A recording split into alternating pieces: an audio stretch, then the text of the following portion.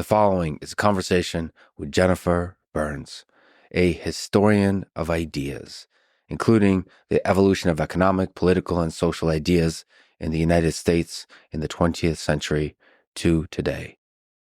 She wrote 2 biographies, one on Milton Friedman and the other on Ayn Rand, both of which I highly recommend.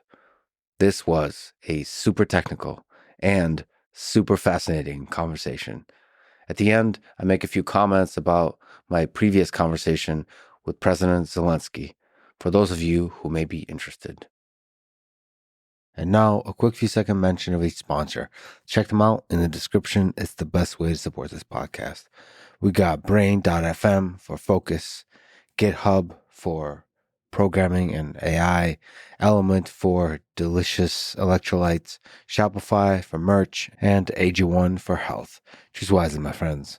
Also, if you want to get in touch with me, go to lexfriedman.com/contact. And now, onto the full ad reads. As always, no ads in the middle.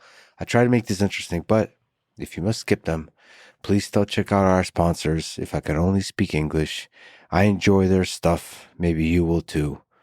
Click the links, buy the stuff. Glory shall be ours. This episode is brought to you by Brain.fm, a platform that offers music specifically made for focus. I talk about listening to brown noise a lot. It's actually funny, but I don't believe Brain.fm has brown noise. But that's not what I use it for. I usually play brown noise because basically everything has brown noise. YouTube has brown noise. Spotify has brown noise. I use that as one layer. And as a second layer, I'll use music from Brain.fm. So there's all kinds of almost like ethereal soundtracks. Maybe there's a bit of like a techno beat. I like the stuff with the beat, just very light, where the beat does not have this kind of edge that distracts me, but there's still a rhythm to it. So I'll have that plus a bit of brown noise, and that's like a really beautiful focus. I believe these ads are for the episode with Jennifer Burns. Milton Friedman. Did you know that he wrote Capitalism and Freedom in just 6 months while teaching full-time? Also, did you know that Brett Knight wrote JavaScript in, I think, a week, maybe 10 days? Passion and focus, ladies and gentlemen, gets a lot of stuff done. And you should try to increase yours by trying Brain.fm for free for 30 days by going to brain.fm/Lex. That's brain.fm/Lex for 30 days free. This episode is also brought to you by GitHub and GitHub Copilot, the super amazing AI that helps you to program. If you don't know what GitHub Copilot is, ladies and gentlemen, you are missing out. I'm going to be doing a lot of programming podcasts coming up. And I mean, I really just don't even program without AI anymore. It is true, it is fully an assistant at this point, but not a kind of guide. So I've not really had success with anything agentic. Really, the thing I'm interested, especially when I'm actually trying to get work done, I'm interested in maximizing my productivity. And for that, the difficult things that an agent is supposed to be able to do, I still do faster and better. Those difficult decisions. I don't like the task of fixing decisions made by agents, but fixing code generated by Copilot, for example, that is much more pleasant. It's much more fun. It's much more efficient, especially because the mistakes are not that numerous.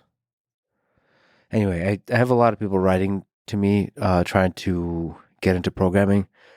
One of the things you should definitely get to know is GitHub, and you should get to know GitHub Copilot and all the suite of developer tools they have to help you write code with the help of AI. It's great.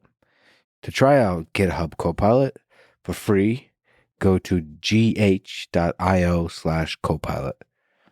That's gh.io/copilot. This episode is also brought to you by LMNT, my daily, zero sugar, and delicious electrolyte mix. Did you know that Ayn Rand's daily diet was black coffee, French fries, and cigarettes? Well, she should have been consuming some element. I mean, listen, let's not be judgmental here. Churchill did quite a few impactful things in the world, and his diet and liquids, substances he consumed were just atrocious, and the guy was out of shape, and it was just a mess. But he lived a long life and a productive life, and one of the most impactful and influential humans in history. So there you go. But, this not like element makes you not impactful. It just is a little boost, but it's not going to get your shit done for you. You still need to take big risks and take on the world and do epic shit, but might as well be a little healthier for it. Especially when you're doing like crazy physical endurance event, your electrolytes need to be on point.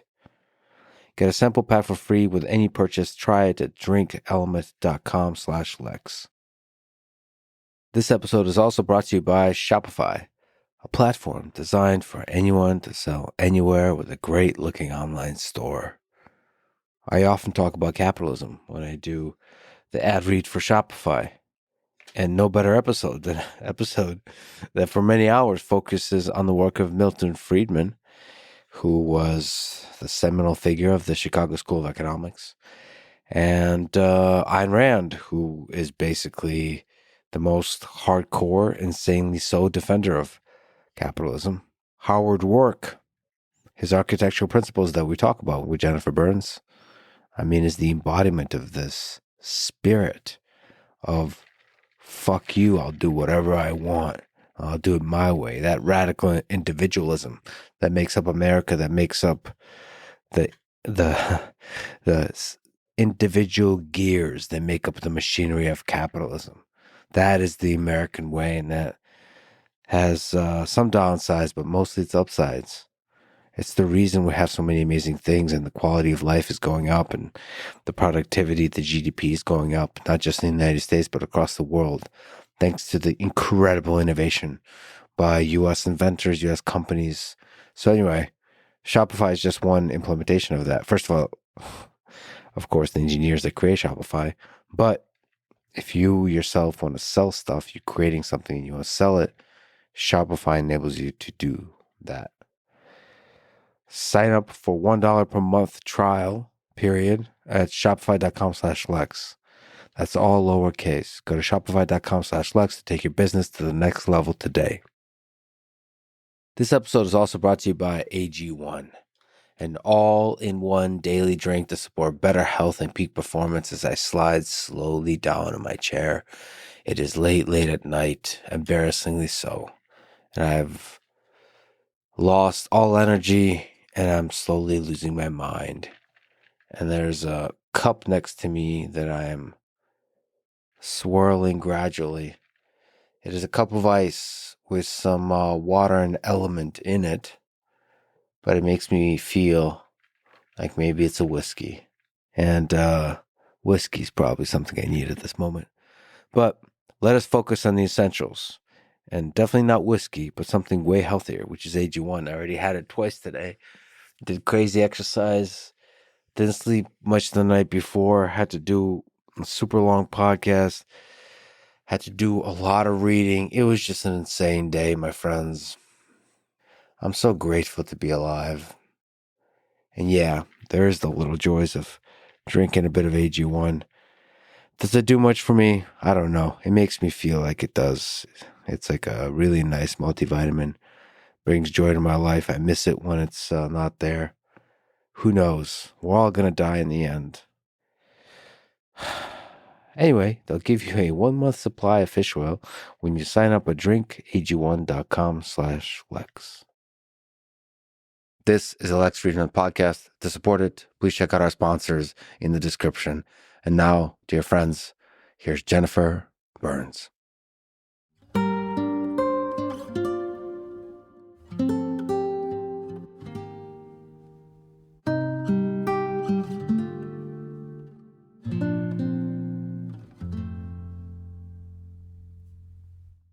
You have written 2 biographies, one on Milton Friedman and one on Ayn Rand. So if we can, we will focus on each one separately. But first, let's talk about the ideas the two of them held in common: the value of individual freedom, skepticism of collectivism, and the ethics of capitalism. Can you talk about the big picture ideas they converge on?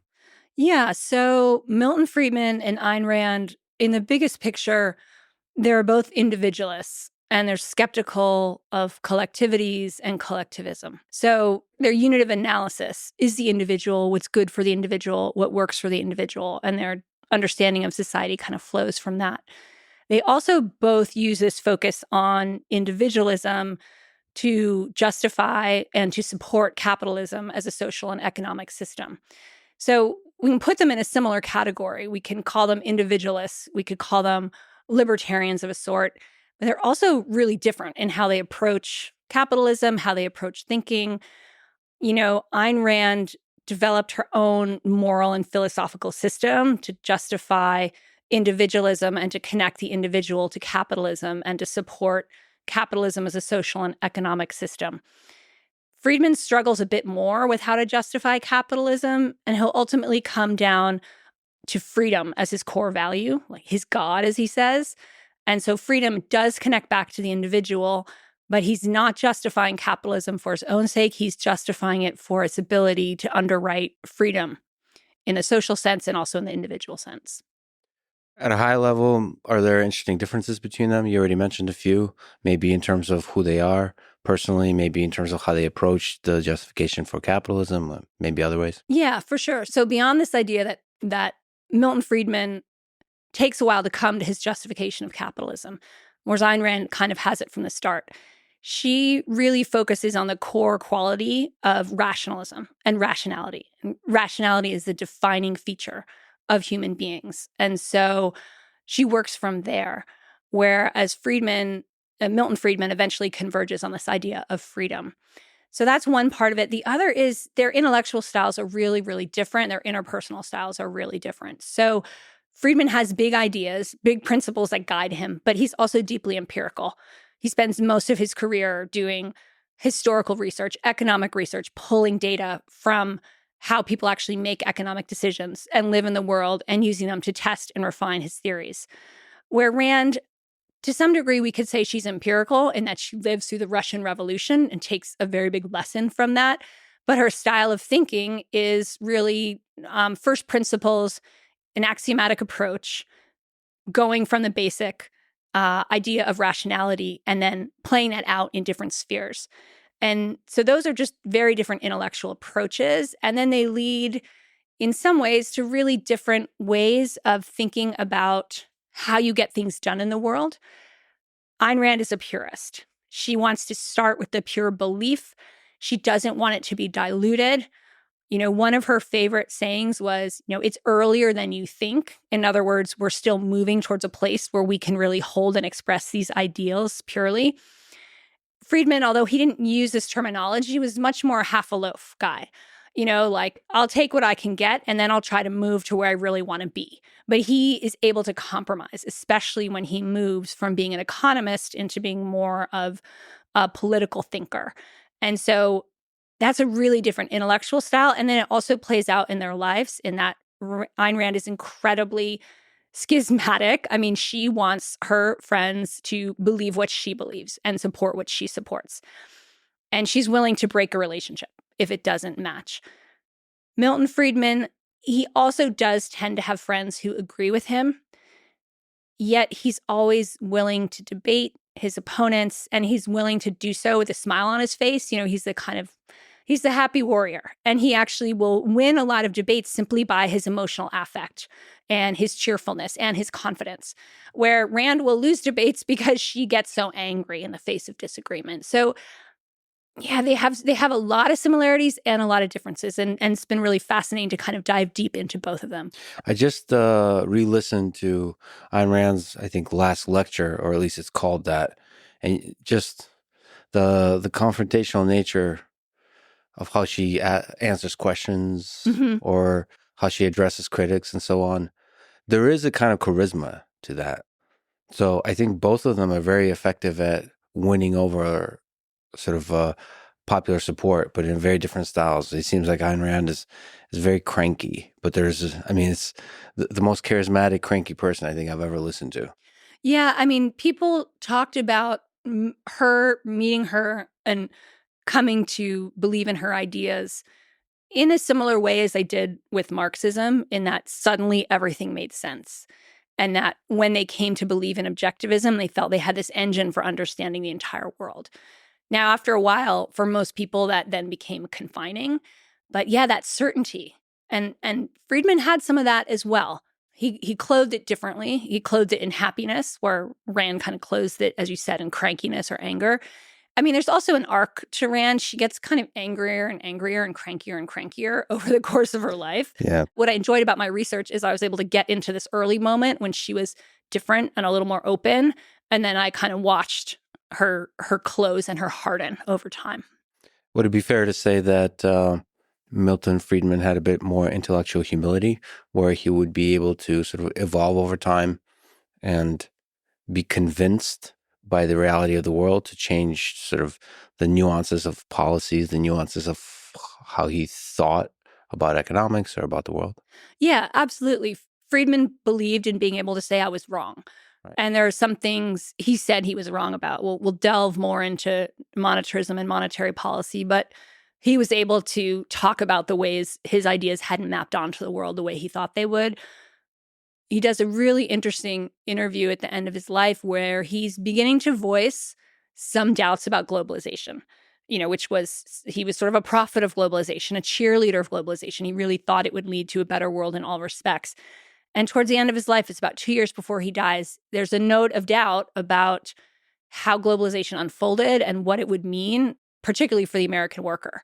And so you can see him still thinking. And that, to me, I had sort of assumed he became crankier and crankier and more set in his ways. And of course, there's a phase where he does become that way, especially as he's in the public eye and there's not room for nuance. But to find in the last years of his life, him being so reflective, that was absolutely not something Rand could do. I think there's a thread throughout this conversation where we should actually also say that you're kind of a historian of ideas. I am a historian of ideas, yes. And so we're talking about today, in part, about two people who kind of fought for ideas, for an idea, like we mentioned, freedom, for capitalism, and they did it in very different ways. And it's so interesting to see sort of the impact they both had and how their elucidation, explanation of those ideas like reverberated throughout society, and how we together as a society figure out what works, the degree to which they have influence on the public, the degree to which they have influence on individual administrations like the Reagan administration, Nixon, and so on, and how it might return, like fade away and then come back in the modern times. Yeah. And it's so interesting if you just see this whole world as a game of ideas where we were like pushing and pulling and trying to figure stuff out.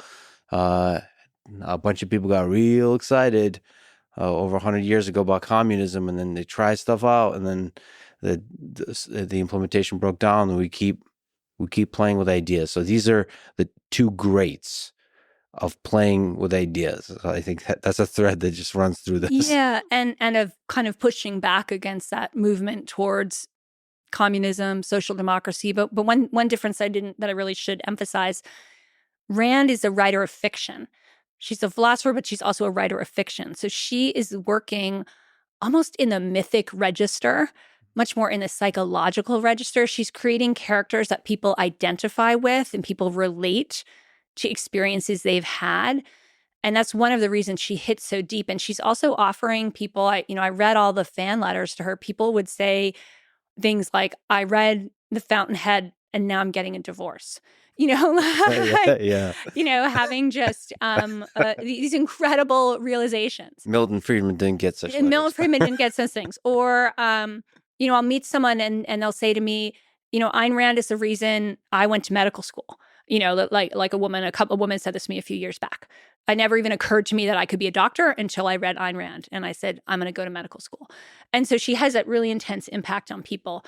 So she thought of herself as rational. She thought of rationality as kind of what she was doing, but she was actually doing a kind of mythopoetic psychological work as well. Whereas Friedman, on the one hand, was much more rational. And there's a whole set of economic thinking, and he provides a rational framework for understanding the world. And it's the framework of, neoclassical economics. At the same time, he does pull on mythologies, of the idea of America in the Gilded Age, the frontier mythology, the individual immigrant, the settler mythology. He pulls on these, but he doesn't create them. And he's more kind of playing a tune he already has. Whereas I think Rand really does something a little bit deeper in her ability to reach into people's psyche and then take that emotional, psychological experience and fuse it to an intellectual world and a political world. And that's really what makes her so powerful. And so I think she comes back in to relevancy in a different way than Friedman does, because I think in some ways she's tapped into a kind of more universal human longing for independence and autonomy and kind of self-creation and self-discovery. Nevertheless, there's still pragmatic ideas that are still important today from Milton Friedman, even just on the economics level. So let's dig in. Let me try. I took some notes. Let me try to summarize who Milton Friedman is, and then you can correct me. Yeah. Okay, so he is widely considered to be one of the greatest and most influential economists in history, not just the 20th century, I think, ever. He was an advocate of economic freedom, like we said, and just individual freedom in general. He strongly advocated for free market capitalism and limited government intervention in the economy. Though you do give, I've listened to basically everything you have on the internet. You give some more depth and nuance on his views on this and in your books. He led the famed Chicago School of Economics, and he won the Nobel Prize in Economics in 1976.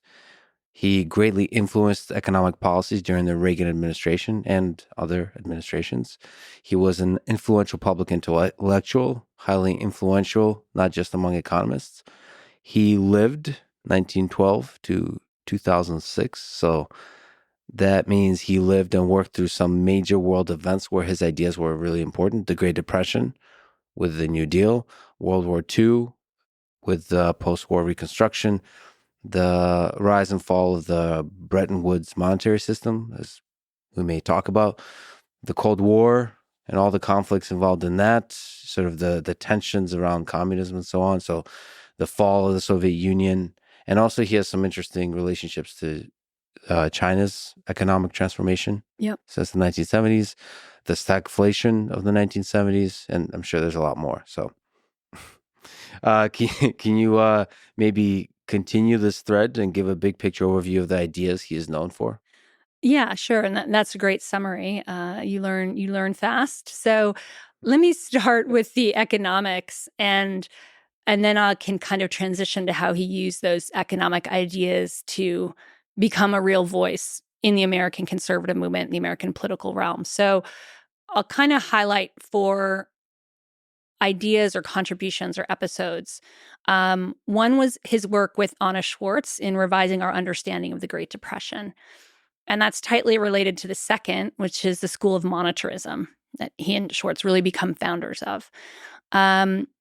Then there is the prediction of stagflation and the explanation of that in the 1970s, which really is one of these sort of career-making predictions. And we can dig into that. And then in terms of technical economics, he's known for the permanent income hypothesis, which he develops with a group of female collaborators that I can talk about. So those are kind of 4 technical pieces, end up being really brought together in what becomes the Chicago School of Economics. He's undoubtedly the head and the leader of the Chicago School of Economics. There's an earlier generation that he learns from. There's his generation. There's also a Chicago School of Law and Economics that's really profoundly influential. And then there'll be kind of a third generation that he's somewhat distinct from, but that goes on to really shape economics. But let me go back to these kind of 4 pieces, and let me start with Great Depression. So Milton Friedman actually lives through the Great Depression. He's in college when it hits, and he's in college, it's 1928 to 1932. And he's aware of the Depression, and he's deciding, should I study mathematics or should I study economics? And he's had some good economics teachers, but it's really the context. It's looking around at the slow, dissolving of economic prosperity. So he decides to go to Chicago. He decides to study economics. And what's really interesting is that the Great Depression is so unexpected, it's unpredicted, it's unprecedented, and economists are really struggling to know how to respond to it.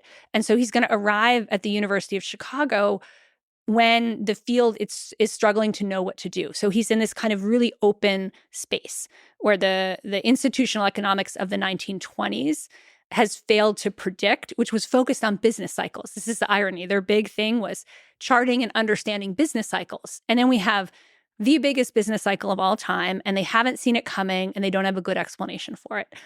And what he will get at Chicago is the remnants of a monetary understanding of the economy. And so his teachers, they don't know exactly what's going on, but they look first to the banking crisis. They look first to the in 1933, it's, bank runs, failures of, maybe it's up to a third of American banks. It's huge. Thousands of banks are failing per week. So they're focused on that. So that's the first kind of imprint he will have. The Great Depression has something to do with a banking system. The second imprint he will have is that all of his professors are profoundly concerned about the social crisis. They want relief programs. They want them now. They want bank regulation and financial reform. They're very active. This is not laissez-faire by any stretch of the imagination. So Friedman has that imprinting. And then he gets there in 32, 36, 37, the ideas of John Maynard Keynes from Britain, which has a different explanation. Keynes has a different explanation of the Great Depression, will kind of make landfall in American economics and be very profoundly influential on most American economists. But Friedman it's too late for Friedman. He already has a different perspective. So Keynesianism unfolds. I can say more about that. But it basically leads to more active federal government participation in the economy. And what underlies a lot of that, its adaptation in America particularly, is the idea that capitalism has failed. Capitalism has revealed itself to have a profound flaw in that its cycles of boom and bust create social instability, chaos. It needs to be tamed. It needs to be regulated. And so that becomes the kind of baseline of politics in the United States, the understanding of the New Deal, the understanding of the Democratic Party, even to some extent the understanding of the Republican Party. And Friedman never quite sure about that. He has a hunch that there's something else going on, and he does not buy that capitalism has sort of ground to a halt, or the other idea is that capitalism has gone through some sort of phase transition. And it worked great maybe while we had a frontier. This is a very serious argument that people are making. The United States used to have a frontier, a place where, Europeans hadn't fully settled. Of course, they're pushing out the native tribes. That's another story. But that this frontier is the engine of economic growth, and the frontier is now over, it's closed, and we're going to stagnate. And there's a theory of secular stagnation. And so to deal with secular stagnation, we're just going to have a more active state. So Friedman is suspicious of all these assumptions. And he has this idea that it has something to do with money. Money is somehow important. And so it joins together with Anna Schwartz, who is an economist. She doesn't at this time hold a PhD. She's working for the National Bureau of Economic Research. And they come together to do this study of money in the U.S. economy. And it takes them 12 years to write the book. And they're releasing their ideas and they're arguing. And Friedman is writing papers, giving talks, saying money's really important. And nobody's really believing him. He's a crank. He's at Chicago. He's out, Chicago's a well-known university, but he's sort of considered a crank. And then in 1963, he and Anna Schwartz published this book, and it's, 800 pages. It's a reinterpretation of the history of the United States through money. Like the central character is money, whether it's specie, greenback, or the US currency. And they have a whole chapter on the Great Depression. And what they've literally done, Schwartz has done most of this. Schwartz has gone to banks and said, show me your books. And then she's added up column by column. How much money is in your vault? How much money is on deposit? How much money is circulating? And so they literally have graphs, you can see them in the book, of how much money has been circulating in the US at various different points in time. And when they get to the Great Depression, they find the quantity of money available in the economy goes down by a third. And in some ways, this is completely obvious because so many banks have failed. And we don't have any type of bank insurance at that point. So if your bank goes under, your savings are there, the money essentially vanishes. And it's fractional reserve banking, right? So you've put in, they can loan up to 90% off on their deposits. And so Friedman and Schwartz present this argument that what really made the Great Depression so bad was this drop in the amount of money, the 30% drop in the money. They call it the Great Contraction. And then they go further and they say, well, how did this happen and why? And they pinpoint the Federal Reserve, which is a fairly new institution at that time. And they say, what did the Federal Reserve do? The lender of last resort. What did it do in the face of what they're depicting as a massive, unprecedented liquidity crisis? And they find it's not really doing much. And they really dig into the details and they find that the Federal Reserve has gone through a sort of personnel change, and some of the key leaders in the 1920s, Benjamin Strong is one of them. He's now deceased. And the dominance of the New York Federal Reserve, which in their telling, is global, it's interconnected, it's seen a lot of financial things come and go. And they believe that the New York Fed had the understanding to recognize this is a liquidity crisis. We should be very generous. We should support all the banks. Their influence has diminished for the kind of banks that are more, they don't say like the Rubes and the Hicks, but it basically is. It's like the people in charge don't know what they're doing. And so the Fed pursues this kind of policy of masterly inactivity. They don't see it as their problem. They don't do much. There's an enormous liquidity crisis. And that's their version of what the Great Depression is all about, that it's a financial system meltdown, it's a liquidity crisis, and that it in some ways, well, in many ways, they argue, very strong counterfactual argument, the Federal Reserve could have prevented it. And it did not. And so it becomes then an institutional failure and a political failure, not a failure of capitalism as a system. And so this book comes out, it's a blockbuster. And even those economists who've been like, Friedman is a crank, I don't buy it, are like, Friedman and Schwartz are onto something. Milton Friedman, Anna Schwartz are onto something. And so that really changes the game. And this is also one of his most influential contributions, because Friedman and Schwartz becomes the playbook for the Federal Reserve. And we have lived through this, right? In the financial crisis, the Federal Reserve is ready to loan. COVID, the Federal Reserve does all kinds of new things because no Federal Reserve chair wants to be in Friedman and Schwartz 2.0 that somebody writes, or they're the bad guy who let the economy melt down. So, the specifics of what they say to do have obviously evolved as the system has changed, but this is a playbook for how to deal with economic crisis. It's Friedman and Schwartz. And so it's absolutely fundamental, and that is really going to be the place he makes his mark. There's a lot of things to say here. So first, the book we're talking about is A Monetary History of the United States, in part for which Milton Friedman won the Nobel Prize. You've also mentioned the influence of the Great Depression. If you could even just rewind to that. Yes. So he went to, I guess, college in Rutgers. That's right. And he was, mathematical proclivities. So he was kind of wanted to be a mathematician. And so it's kind of a cool crossroads. It's interesting how the right time, the right person arrives, right? So you described this really well, that so he had this choice to be a mathematician or an economist. And the economist is the University of Chicago, mathematician is Brown University, whichever. And then this is also the beginnings, as you've described, of mathematical economics. So he fits in nicely into this using I think you said the number of equations started going up per Yes. paper, which is a really nice way to put it. So really the right person at the right time to try to solve this puzzle of the economy melting down. It's so interesting. Just one human. It's just from just zooming in on a single human making a decision about life. And it's hard to know when you're in it that the world is melting down from an economics perspective, and that I could do something about this to figure out what it is. And also, I'm going to reject the mainstream narrative about why this happened.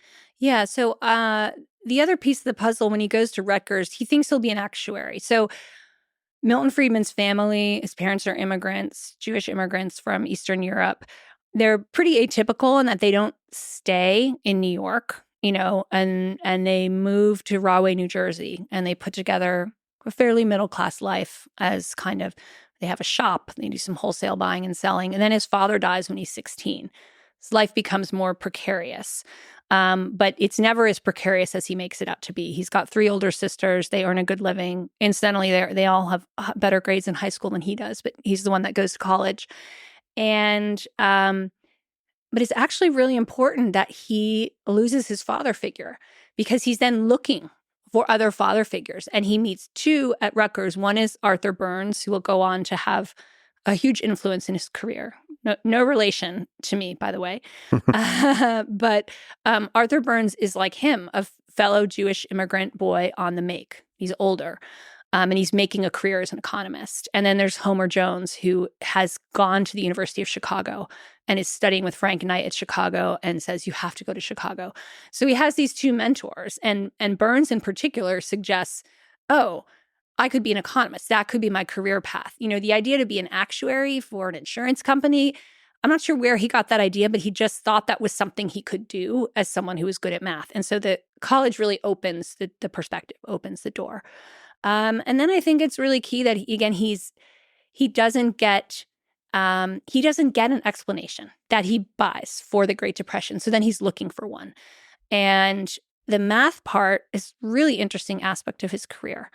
Now, he actually comes to Chicago to study with the mathematical economist, Henry Schultz. But he gets there and he thinks Schultz is kind of dumb. He really does. Yeah. He's incredibly arrogant, and he just thinks this guy's not that smart. And it seems that, Schultz did some really important work in the early stages of mathematical economics, but a lot of the oral histories about him are like, yeah, he wasn't that bright. So Friedman's maybe onto something. Yep. So he falls into the set of students who are really enthralled with his other professor, Frank Knight. And Frank Knight is against math and economics. Frank Knight is like, a neoclassical economist, but not a mathematical economist. He's an old school liberal. He's really concerned about liberal democracy, economic liberalism. And Friedman is very deeply influenced by Knight. And he continues to pursue mathematical economics. So he'll go, for part of his graduate career, he goes to Columbia University, where he actually gets his PhD from, and he works with a mathematical economist there. And so he comes out trained in what will eventually be econometrics, statistics and economics. His early publications are in statistics, but it's not really where his intellectual heart and soul are. And eventually he will turn very profoundly against mathematics in economics and become a sort of heterodox strain throughout 20th century economics that says simple models are better. We need to work off empirical data, not construct elegant models, and becomes really sort of countercultural within economics in that way. And the test of a good model is it should actually predict stuff that happens. It should predict stuff that happened. It should tie back to what's going on. I'm wondering which direction to go. So first, actually, if we could zoom out on the different schools of economics. Yeah. Just the basics. You mentioned neoclassical. We mentioned Keynesian economics. We mentioned, what else did we mention? Well, the Chicago School of Economics. Right. Where does Austrian economics fit into that pile, and Marxian economics? And can we just linger and try to redefine Keynesian economics and Chicago School of Economics and neoclassical economics and Austrian economics, because there's some overlap and some tension. Okay, so schools of economics. So we could start with classical economics. Classical economics, we could think of Adam Smith as kind of your classical economist, the founder of the discipline. Classical economics does not really use math. It's very close to political economy. It's concerned with, as Smith puts it, the wealth of nations. It's concerned to some degree with distribution. It's concerned to some degree with what makes a good political system. And what tends to really define classical economics when you're looking from a great distance is what's called the labor theory of value. So where does value come from in classical economics? It comes from the labor that a person puts into it. So maybe this in some ways comes from Locke's notion of property, that you kind of mingle, your labor with the natural world. We can say labor theory of value. So classical economics concerned with Smith is arguing against mercantilism for more free trade, often goes by the name of political economy to show it's more capacious. It's thinking of politics and economics. You can still read these books today. The sentences are long, the words are different, but you can still follow along. So the real big transition from classical economics and political economy to economics, as it's understood today, comes with the marginal revolution. And the marginal revolution is a scientific revolution that happens in a couple of different places simultaneously, right? This is one of these things that you see in the history of science. Like, there'll be some breakthrough, like Darwin has a breakthrough, but like somebody else has sort of the same breakthrough at the same time, you totally, differently. So there's a version of marginalism that's continental. There's a version in the German-speaking lands, in the French-speaking lands, and in Britain, and they all kind of come together. And the shift is in the theory of value. So the theory of value in marginalism is on the margin. So say you have one apple and you want a second one, how much is going from one apple to two apple worth for you? Probably quite a bit. If you had 10 apples, maybe going to 11 apples doesn't matter that much. The marginal value is less. So what marginalism does, though, most importantly, is it opens the door to math and economics, because it means you can graph this now. You can depict this relationship graphically. And there's some really interesting work in the history of economics that shows a lot of the people who developed marginalism were looking to physics as a model, physics, the queen of the sciences. And so they were thinking, they imported terms from the natural world to describe the social world through the lens of economics. Terms like equilibrium. So the idea being that if you looked at a market would reach equilibrium when everybody is bought and sold all that they want, or the price will settle at an equilibrium price when it's really the demand and supply are matching up. And some of these ideas are things we would pick up at a microeconomics class? Oh, yes. This is still out there. This is sort of the basic foundation of microeconomics, marginal analysis. And so in the German-speaking intellectual tradition, this is the root of Austrian economics. And people picking up the marginal revolution in the German-speaking lands are opposed to the historicists, who are thinking in a more evolutionary way about how societies kind of grow and change. And they have a vision of economic ideas as applying differently to different types of social arrangements. Where the marginalists, remember, are inspired by physics. And this is a set of natural laws that applies anywhere to any sort of human society. So that's his first really big fissure that we'll see again and again. Are you historically minded? Do certain traits of economic life adhere, and become expressed in certain types of societies? Or are there universal economic laws that flow through any type of society? So that's kind of a juncture, a break.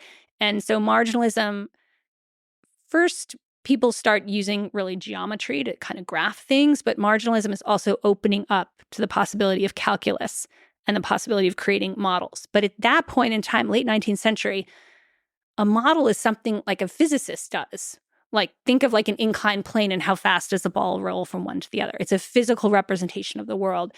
And eventually economists will start to create mathematical representations of the world. But we're not quite there yet. So we're late 19th century. We have this fissure. We have this introduction of marginal analysis that marks the juncture from classical economics to economics. So let's say now we have economics, but we still have this fissure between historical thinking and let's call it, natural law thinking. That's not quite right, but physical laws versus contingency. And then in the United States, this ends up mapping onto debates about capitalism. And so more historically minded economists tend to be interested in the progressive movement, and which is invested in taming and regulating industrial capitalism and changing its excesses, factory safety laws, wage laws, working conditions laws. Yet in general, American economists all use marginal analysis just in different ways. The ones who are more drawn to marginal analysis become known as neoclassical economists. They're neoclassical. The neo is because they're using marginal analysis. The classical is because they don't think we need to change the way the economy operates or the government operates. They're not progressive. Whereas the progressives are saying things like we need to use social control. The state and the people collectively and democratically need to control the way economics unfolds and make sure things are fair and equal. So that school of thought becomes known as institutional economics in the United States by the 20th century. So it's part of the progressive movement, late 19th century. Into the 20th century, it really becomes institutional economics.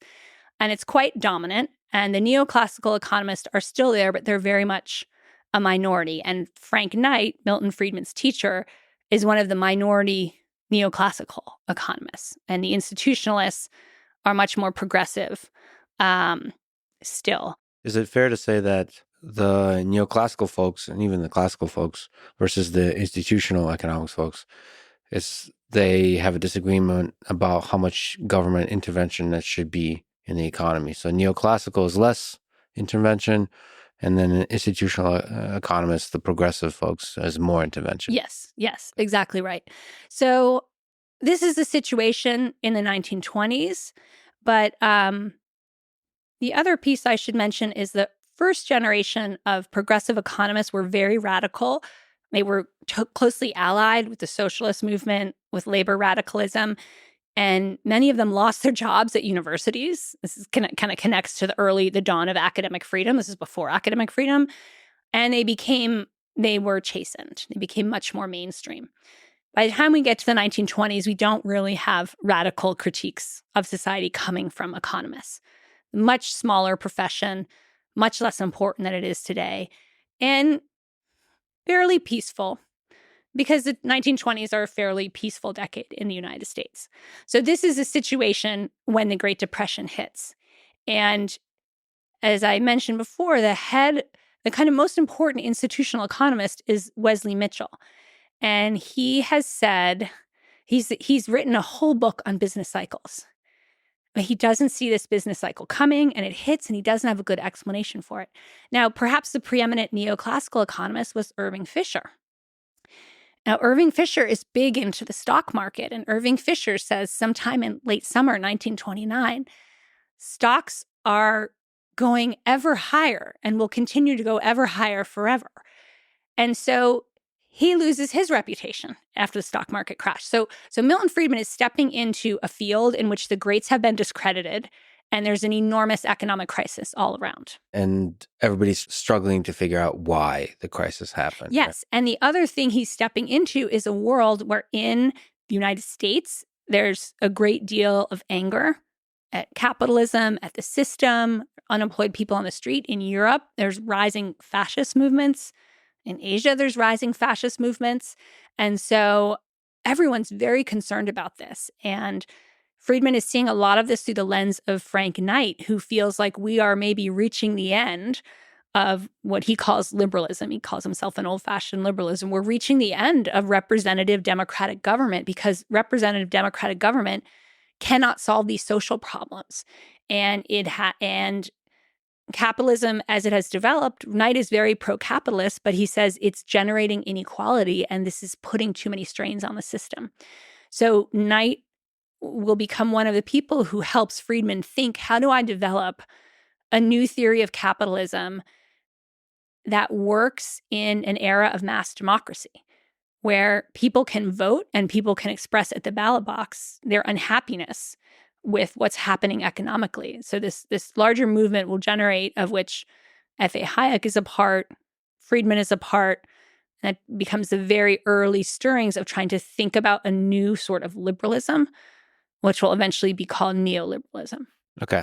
So if we can just linger on definitions of things. So we mentioned what neoclassical is and the institutional economics is. What's Keynesian economics? And the Chicago School of Economics, I guess, is a branch of neoclassical that's a little bit more empirical versus maybe model based. And Keynesian is very model heavy, more intervention of government. Yes. And so the real battle is Keynesian versus everybody else. That is what eventually comes to pass in the United States and in the kind of overall developed profession of economics. The other piece of the puzzle here is the introduction of mathematics. And it's been around the edges, but it will pick up speed in the 1930s, like the Econometrics Society is founded. They start publishing. People start using more statistical and mathematical tools to think about economics, and they're given a boost sort of inadvertently by the rise of Keynesian economics. So Keynes is trained in the neoclassical tradition. He's an absolutely fascinating figure. He's been there in the peace negotiations at Versailles. He basically calls World War II. He's like, hey, we're going to have another war here caused by Germany because this peace treaty has been, done in such a vindictive way. And people have made such bad decisions. He's there. He sees it happening. And so when the Great Depression unfolds, he basically comes up with a new theory for explaining what's going on. And the previous neoclassical understanding is sort of things go up and things go down. And when they go down, there's a natural mechanism to bring them back up. So when the economy is going down, prices are going down, wages are going down, everybody's losing money, but eventually firms are going to realize, hey, I can hire people cheap. Hey, I can buy stuff cheap. I don't have a lot of competition. Maybe I should get in the game here. And then others will start to get in, and then you regenerate prosperity in that way. And so Keynes says, sure, that's one theory, but something different is happening right now. Part of why it's happening is because we have the working class is more empowered now. They're not simply going to just take low wages and ride them down to the floor. We might not hit the floor. But also, he says, people might become too anxious to spend. They might not want to invest. And, Keynes has these discussions of animal spirits, right? He's still enough of a political economist to think not just in terms of human rationality, but what are some other things going on in human beings? And people might decide to sit on their money. They might not invest it. And so what happens then is you could get stuck in a bad equilibrium. So in the neoclassical model, the equilibrium kind of restarts and resets itself. And he says, no, we could get stuck here. We could get stuck in the Depression. And in that case, what has to happen, he says, the government stimulates investment and the government itself invests. And then he argues that, this is a student of his, Richard Kahn, says, as the government invests $1, it has like a multiplier effect. A dollar spent by the government kind of ramifies out throughout the economy.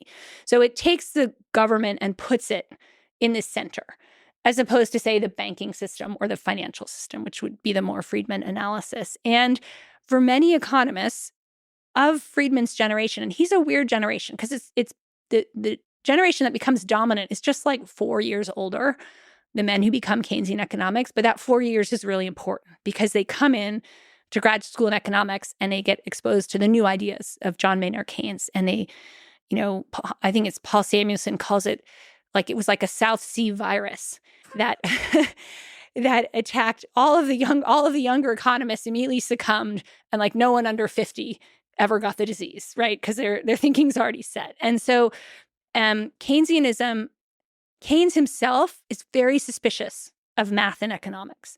And he and Friedman, it's fascinating. One of the first books by Jan Tingerman, a Dutch economist, to use math and economics, these huge volumes. Volume 1, Keynes pans it. Volume 2, Friedman pans it. So they're in the same page, but what happens is as Keynesianism arrives in the United States, Franklin Roosevelt is not really a Keynesian. He's kind of an accidental or experimental Keynesian. And there's a bunch of different ideas in the United States that are very similar to Keynesianism. They're not theorized, but they're similar ideas that the government has to do something. So this all comes together, and American economists realize that you can construct models in the Keynesian perspective. And if you can use numbers in these models, you can go to Washington, D.C. with numbers, and you seem like you have a lot more authority. And so math becomes really twinned into Keynesian economics. So numbers are used as a kind of a symbol of expertise. We really know what the hell's going on because we have some numbers, right? Right. And we can create a model. And so we can say, okay, in the model, the interest rate is here and taxes are here. So let's play with government spending. Right. Let's make it up. Let's make it down. And then we can get an estimation. It'll spit out, here's predicted GDP. So the other piece of the Keynesian revolution is it really gets people thinking kind of holistically about the economy as one conceptual unit. And you then have what Paul Samuelson will end up calling the neoclassical synthesis. And this is still in economics today. If you take micro, you're going to get supply and demand, scarcity, marginal analysis. If you take macro, you're going to get a very different approach. And that's more Keynesian based. And so the idea is that, and this makes sense. I mean, you can think of this from statistics, right? The way things act individually versus when they're all added together can be very different. So there's this kind of uneasy piece where economists are using kind of neoclassical tools to analyze individual behavior and individual market behavior, and they're shifting to a different paradigm when they think about the economy as a whole. And in this paradigm of the economy as a whole, the federal budget, the taxing and spending power of the federal government become paramount. And that is called the fiscal revolution. And that's really the essence of Keynesianism. But the key thing to remember is that Keynesianism and Keynes are different. And there's this famous episode where John Maynard Keynes comes to DC and he goes to dinner. And he comes back and he says to one of his friends in London, he says, "Oh yeah, it was really interesting. I was the only non-Keynesian there."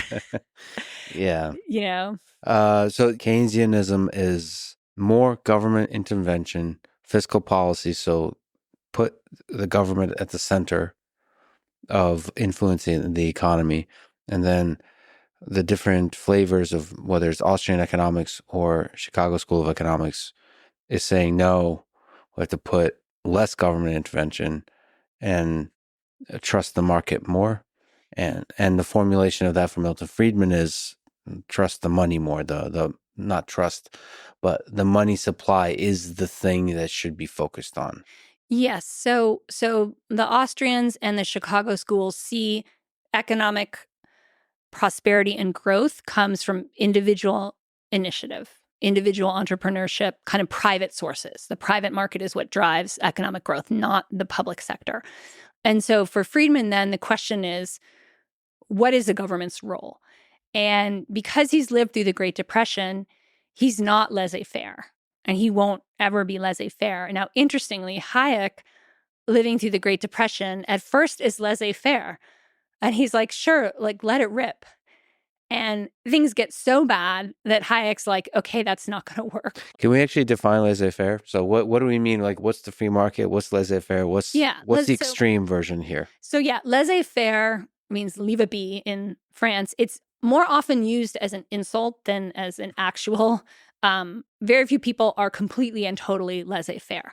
That would be like the pure laissez-faire would be the sort of maybe pure anarchist position, like the state does nothing or the state isn't even there. But it tends to, if I could maybe make it more precise, it would be focused on freedom of contract would be essential.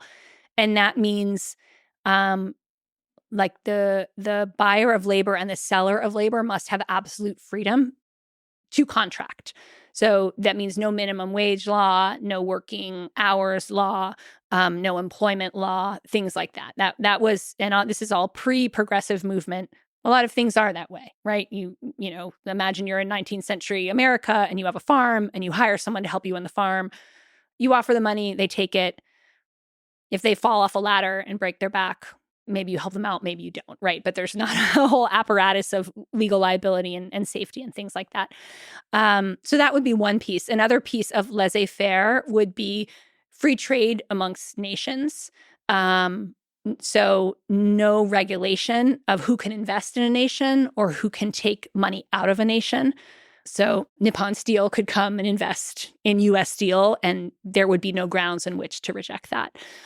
Or you could, as a billionaire in the United States, relocate you and all your money to another country, and the United States couldn't try to keep you, and nobody else could stop you from coming in.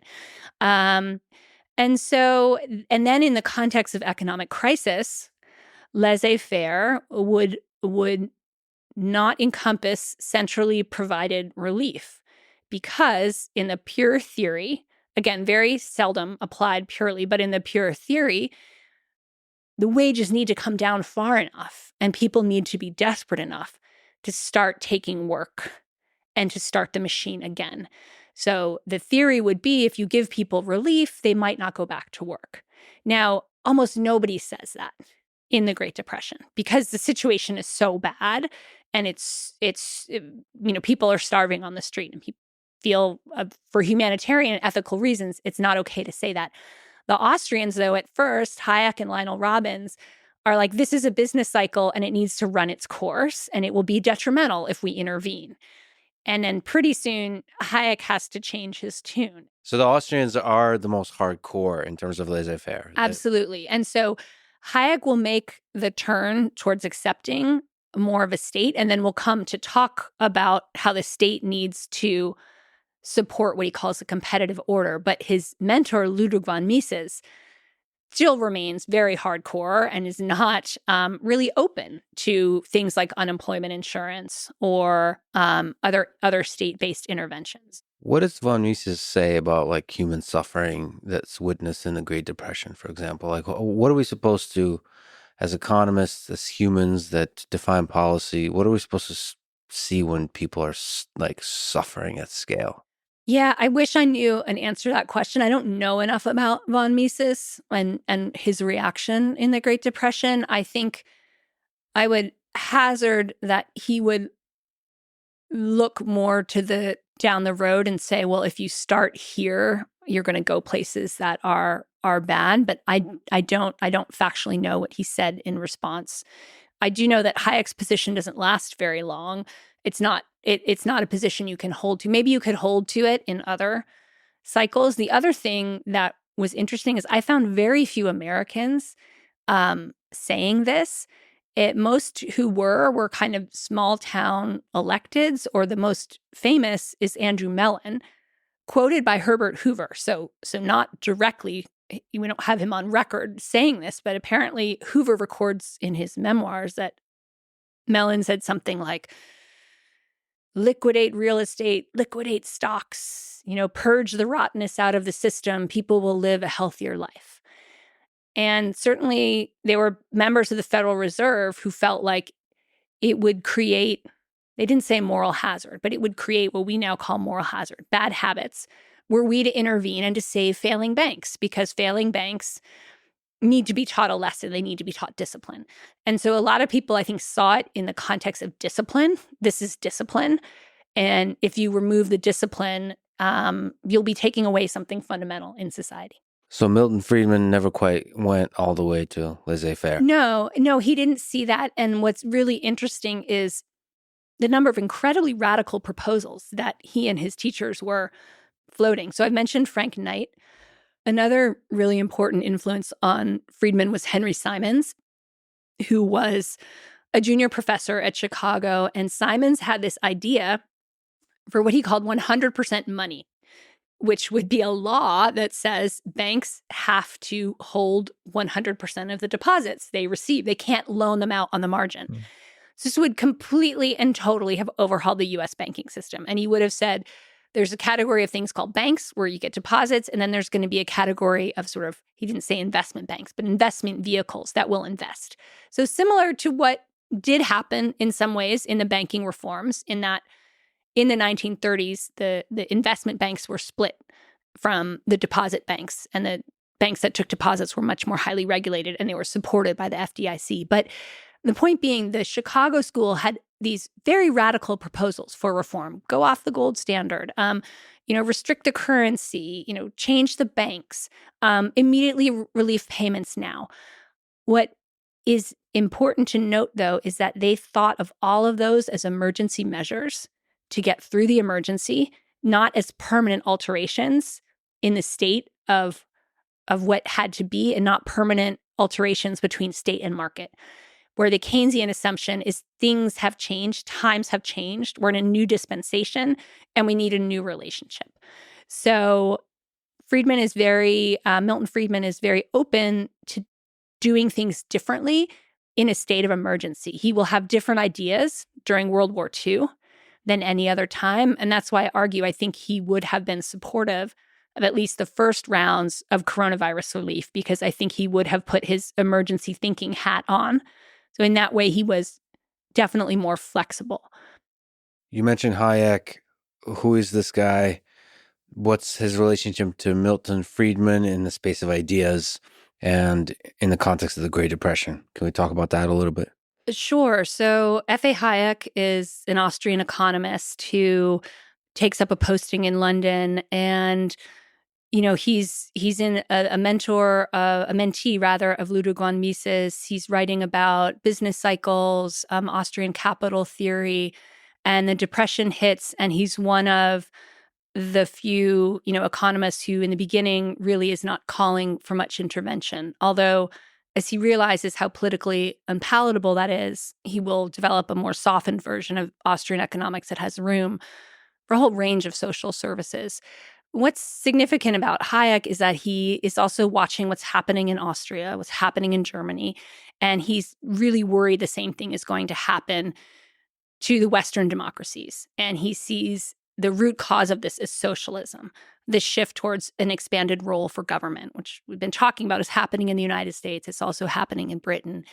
And so he writes this book that becomes incredibly famous, The Road to Serfdom, basically saying, taking these steps towards a planned economy, or an economy that's a modified form of capitalism, is he's very clear that this is not an inevitability, but if the same steps are taken and people follow the same line of thinking, we may end up in a sort of coercive totalitarian state. So this becomes enormously popular in the United States. First of all, he's in good touch with Friedman's teachers, even before this book comes out. They see them as kindred spirits. Frank Knight is in touch with him. Henry Simons is in touch with him. They all see themselves as liberals. They call themselves old-fashioned, unreconstructed liberals. And so even before he becomes famous, Hayek will be trying to kind of organize thinkers and intellectuals who he believes shares his values of what we would call today classical liberalism, and to kind of create a counter-consensus to the one that's gathering. Now, Hayek also chooses not to argue against Keynes, and he feels that this is a huge missed opportunity, that he should have staked out the case against Keynes, and that because he did not, people come to believe there is no case against Keynes. Keynes is literally unanswerable. So Hayek will have this great regret. He will channel some of his regrets into sort of community building, specifically developing the Mont Pelerin Society. And it will fall to Friedman to really make that case against Keynes. But Hayek will end up at Chicago, and Hayek really influences Friedman to think about what Hayek calls the competitive order, and how the state can and must maintain a competitive order. That is, a system of laws, of norms, of practices that makes it possible for markets to function. And this is one of these key differentiators between the older philosophy of laissez-faire and the newer reconceptualization of liberalism, which says, yes, we need a state. We need a state that's not intervening in markets under social democratic auspices, but is structuring and supporting markets so that they can function with maximum freedom keeping in mind that if there aren't basic social supports needed, the market is apt to generate the type of either inequality or social instability that will call the whole system into question. So Hayek is really key in promoting this modified liberalism. But from being a very prominent economist in the 1920s and 1930s, as mathematics becomes the language of economics, Hayek is completely left out in the cold. Now, Friedman to some degree is left out in the cold, but Friedman at least has proved to the mathematical economists that he knows what they're up to, and he's rejecting it from a position of expertise and knowledge. And he literally drives the mathematical economists out of Chicago. They're clustered in a group called the Coles Commission, and he makes their life hell. They flee. They flee the Friedman onslaught. But then when Hayek arrives at the University of Chicago, he would like to be considered for a position in the economics department, and Milton Friedman says, no way. You're not really an economist because you're not empirical, because you just develop these theories. So he has an appreciation for Hayek as a social thinker, but not as an economist. So what Friedman decides to do, his answer to Keynes will be deeply empirical, but it will also be theoretical. And it will create an alternative intellectual world and approach for economists who aren't satisfied with Keynesianism. And almost single-handedly, Friedman will introduce sort of political and ideological diversity into the field of economics, because from his beachhead in Chicago, he will develop the theory of monetarism. So what is monetarism? The easy way to summarize it is this famous dictum of Milton Friedman's. Inflation is always and everywhere a monetary phenomenon. And it's fascinating that he becomes an expert in inflation, because the first research and the first major research product of monetarism is that theory of the Great Depression in a monetary history of the United States. And that is a theory of a deflation, all prices going down. And he will go back to an idea that Irving Fisher had popularized, but a very old idea, almost a truism, the quantity theory of money, which says the level of the price level is related to the amount of money circulating in an economy. So if you have more money, prices go up. If you have less money, prices go down. Now, this seems like very basic and almost too basic to bear repeating, but Friedman is saying this very basic relationship holds true even in an advanced industrial economy. And that is what people have started to doubt. And if you think about money, you think about banks, you don't think necessarily about the federal budget, spending, and taxation. And what you see happens in American economics, the textbooks previous to the Keynesian revolution, they spent a lot of time on money. They spent a lot of time on interest rates. You can do word counts, and other scholars have done the word counts. And then word count for money after World War II just plummets.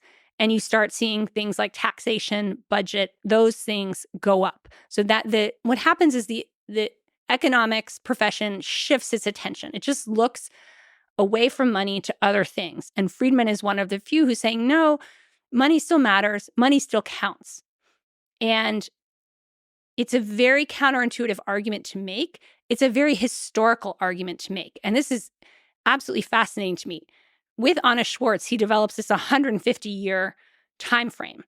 He also has students working on episodes of hyperinflation in different periods of time. He's also looking back to like ancient history, inflationary episodes there. And he's saying this is a law of economics. This is something that recurs throughout time. It's not historical, right? It's not contingent. It's a law of economics. And, his Keynesian counterpoints are saying, no, that's not relevant any longer. Maybe once it was relevant, but it's not relevant today. Now, in some ways, they have a point, because in order to pay for World War II, the federal government sells a lot of bonds. It issues a lot of debt.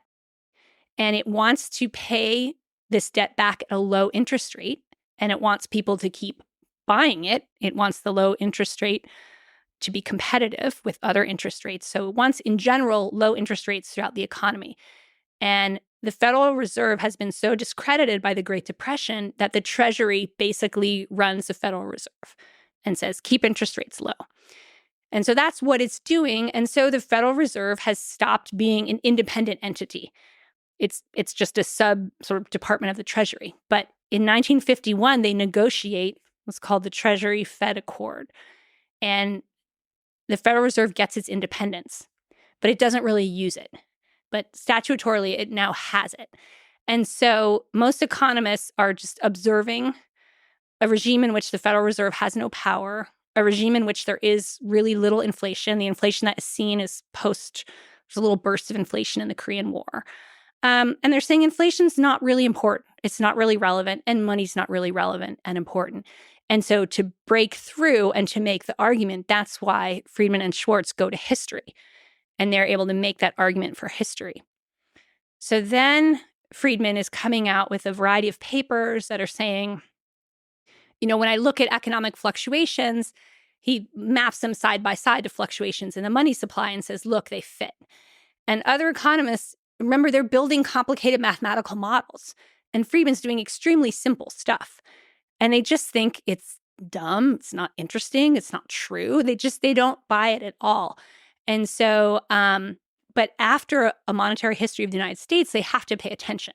So it's really in those years, Friedman is hammering this idea of monetarism, and it starts to become something respectable, bordering on respectable for other economists to look to and think about. And that's really the beginning of the kind of Keynesian monetarist split, where if you start to give Friedman any credence, you're heading towards a monetarist position. Now, at the same time, Friedman comes out very publicly in 1964 as a supporter of Barry Goldwater. And Keynesian economics has found a home in the Democratic Party. Its probably brightest moment in the sun is the administration of John F. Kennedy, who brings in a lot of Harvard and Yale professors to the Council of Economic Advisors. He proposes a series of spending programs that are really guided by the Keynesian philosophy. And Barry Goldwater is tremendously controversial, part for his votes against civil rights, which Friedman really supports, in part because he's a hardcore libertarian in an age when that's not in the political mainstream or not discussed in the political mainstream.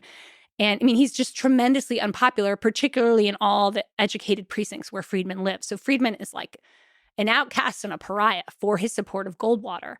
And so that actually really affects monetarism because people feel that this is now becoming a package deal. And so there's a great reluctance to embrace Friedman's ideas because it seems like you would then have to embrace his politics.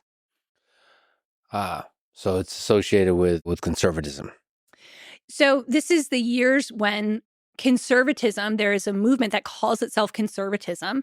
And Friedman is very tightly allied with this movement from the beginning, partly through his friendship with William F. Buckley. And a lot of people say to me, yeah, but Friedman's not conservative. And this is like we could have a whole separate podcast on this. But for now, I'll just say that conservative in the United States becomes a political brand that contains elements of conservatism that are recognizable across time and space, embrace of tradition, more comfort with hierarchy, etc. And it also has something new and different, which is Friedman's ideas about Milton Friedman's advocacy of more free markets, less government regulation, and the benefits of capitalism and the benefits of freedom. And that gets folded into American conservatism, in part because Milton Friedman is such a powerful intellectual figure. And after his advocacy of Goldwater, the media realizes this guy's really smart. He has really interesting things to say. He makes great copy. He makes a great guest. And he starts writing a column for Newsweek magazine, which is a very big deal in a much more consolidated media environment. And he's quoted in all the newspapers. And so his public profile really starts to rise right as he's pushing monetarism as an alternative to the Keynesian synthesis. Can we just linger on what is monetarism? Yes. Like, Okay. I didn't go into it. So like what, okay, the money supply. Yes. So money is this thing that you can think of it like a notion where people buy and sell stuff. And there's this fascinating, complex, dynamical system of people contracting with each other in this beautiful way. I mean, there's so many pothead questions I want to ask here about the nature of money. I mean, money is fascinating. in that way. And I think for Milton Friedman, trusting the flow of money is really important. Yeah. And the signals that pricing and money in general provides is really important. So, yeah, and some of this, I could take some of this back again to Frank Knight. So, one thing Frank Knight said to all his students was the market is the best allocation mechanism we have. Mm-hmm. The market is what allocates resources in a situation of scarcity. The market allocates them the best. And Hayek will add to that by saying prices are information signals, and a price sends information to buyers and sellers about how they should act. And these are the two of the strongest arguments for why the government should not intervene in the price system, because it will blur information or because it will allocate less efficiently than market allocation will. And so what Friedman is really going to add to that is maybe going up a level and thinking in the macro about the whole economy and how money circulates through that economy as a whole. And so what he and Anna Schwartz do is they construct what are called monetary aggregates. This is adding together, say, all the money that's on deposit in banks and all the money that's believed to be circulating in people's wallets. And you also have to really go back in time. You know, we don't have credit cards. There is a stock market, but it's tiny in terms of the number of people who invest. There aren't mutual funds. You know, like when traveler's checks are introduced, this is like a big deal. So we have a very simple monetary system. And so Schwartz and Milton Friedman start measuring what they call the monetary aggregates. They focus on M1 and M2, and their favorite aggregate is M2, which I believe is encompassing sort of deposits and circulating medium. The other thing to recall, there's some fine distinctions between money in savings accounts and money in checkings accounts. And money in savings accounts can earn interest and is generally believed not to circulate, or money in checking accounts does not at that time bear interest and cannot legally bear interest, and so is thought of as circulating. And then there's different institutional architectures of postal savings banks and credit unions. So, but Friedman is, one, taking the focus to these aggregate amounts of money and saying, these really have a lot to do with economic booms and busts.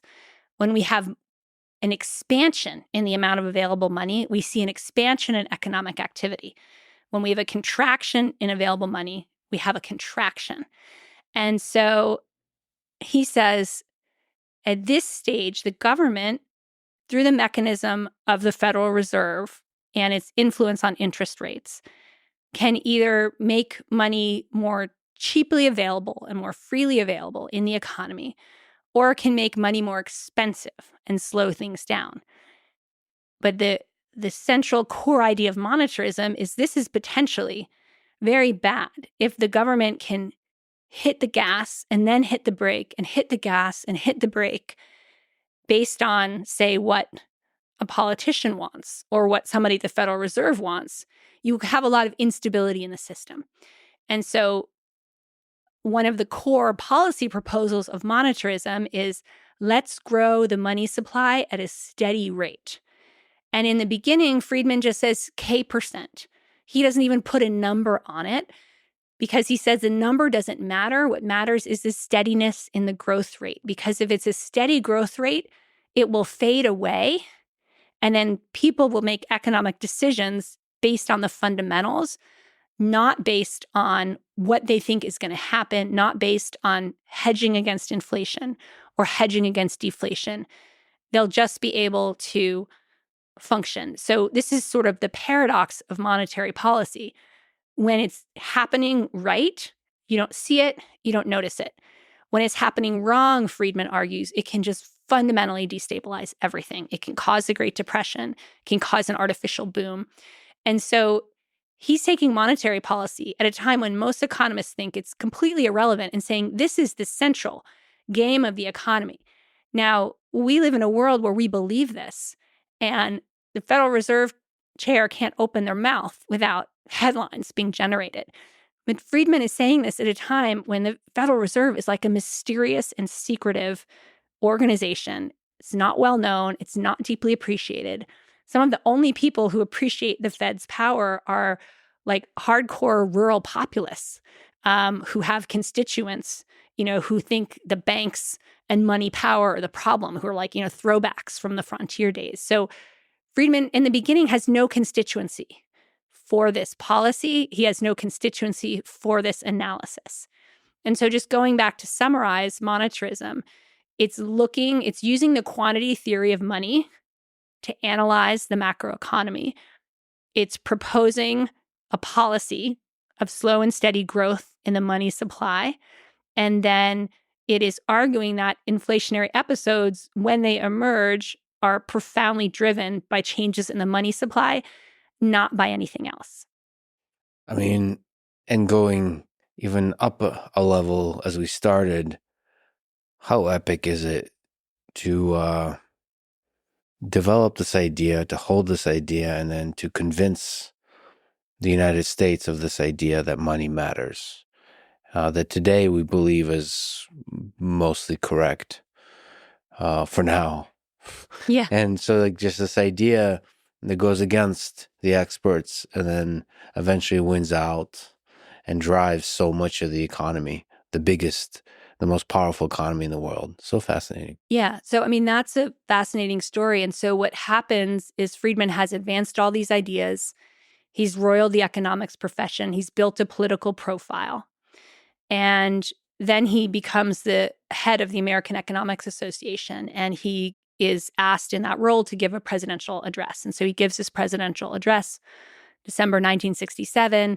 And he says, I'm going to talk about inflation, and I'm going to talk about the trade-off between inflation and unemployment.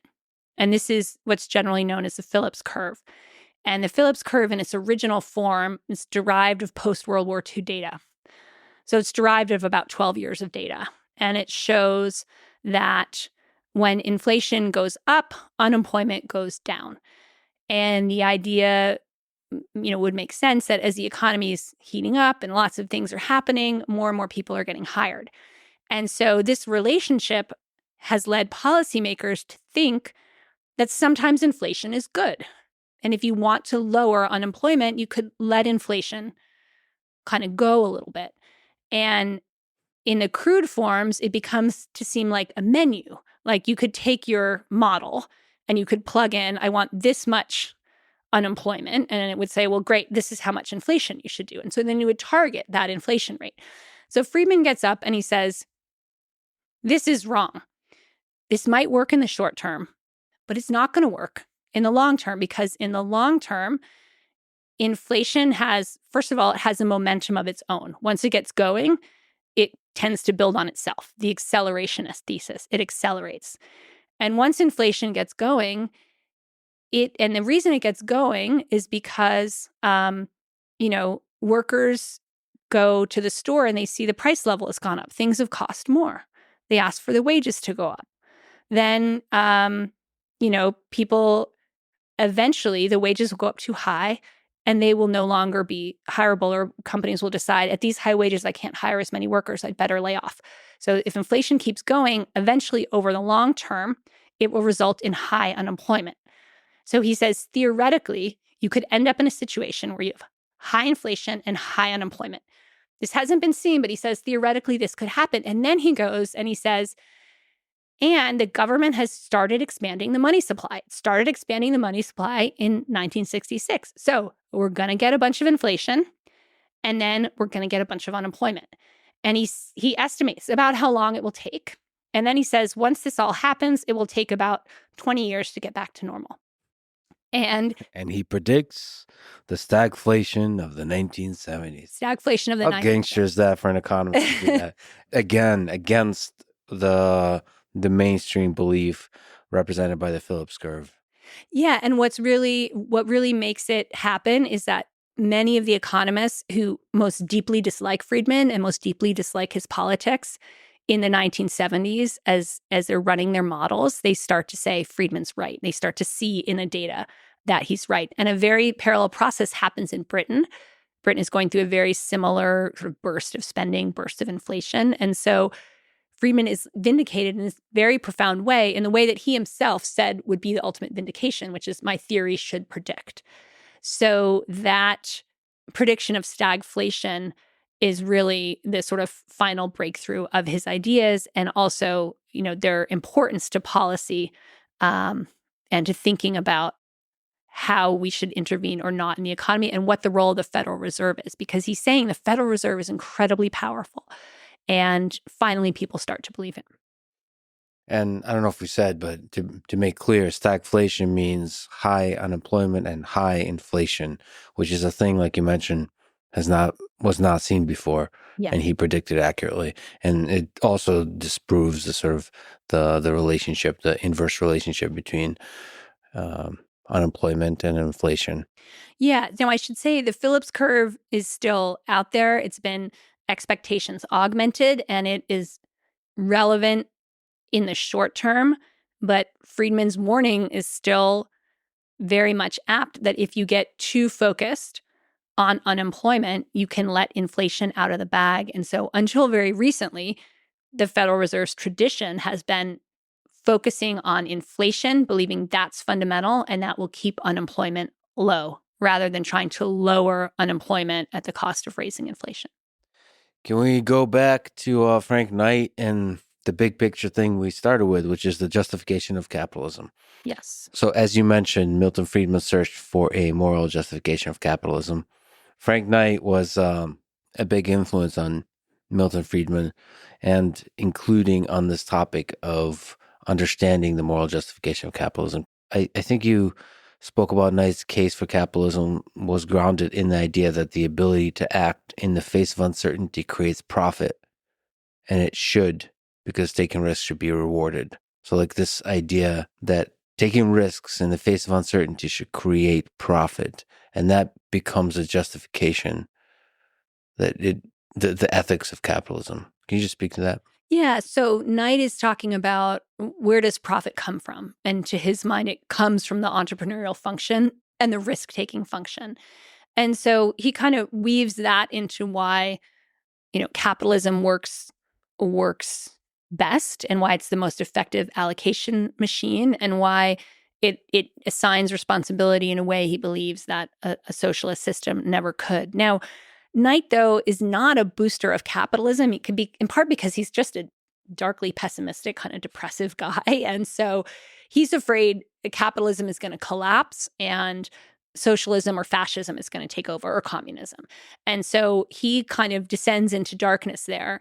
Friedman, as the more optimist, believes with Hayek that you can develop a different approach to capitalism that would preserve the price system, preserve allocation, but build in social supports, build in a social minimum, things like this. But there's a moment in his career where he's really struggling to figure out, how do I make this case for capitalism? And basically, the whole sort of conservative movement, or people who we later call the conservative movement, are struggling to make this case.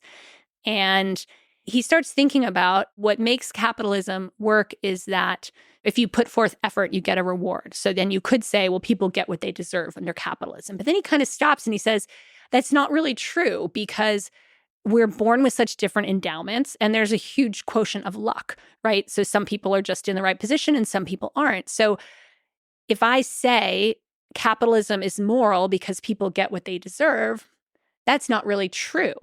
And he also kind of has an ethical reaction, which he ends up calling an aesthetic reaction. He's kind of it just doesn't feel right to say that. And so he struggles for a while with what do I say? And then he basically says capitalism, it can't be the core. Discipline of the market can't be the core to your ethics. It has to be something else. So that's when he will decide it's freedom. It's individual freedom. That's really the ethical core. And capitalism makes individual freedom possible, because capitalism is dedicated to maximizing that. And so the defense of capitalism comes through freedom. And at his stage in history, he's able to set aside Knight's worry about inequality and say, when I look at the data, and this is true for the macro data at mid-century, incomes are actually converging. right? And it also, if you look historically, if a country goes from, say, a more feudal agrarian society to a more market-based society, incomes will converge. Now, then they might start to diverge. But Friedman's in the moment when he's seeing the convergence. And so that's what he's really focused on. So he believes he can justify capitalism through the ethic of freedom. And he also believes that inequality is a problem that can be addressed through specific policies, and it's not a fundamental feature of capitalism. In other words, he doesn't see capitalism as an engine of inequality the way that Frank Knight did, and the way that, maybe some critics on the left would. How did he conceive of freedom? So individual freedom, economic freedom, political freedom, civil freedom. What was the tension, the dynamic between those different freedoms for him? So he really begins focusing on economic freedom. And he says it's really important to focus on economic freedom because in the United States, we don't value it enough. So by economic freedom, he means the ability to keep what you've earned, the ability to make decisions about your business, the ability to make decisions about the work that you do. So this will translate into things like there shouldn't be a minimum wage. He believes the minimum wage has bad social effects, but he also believes you should be free to accept a job at a wage that you yourself have determined is acceptable to you.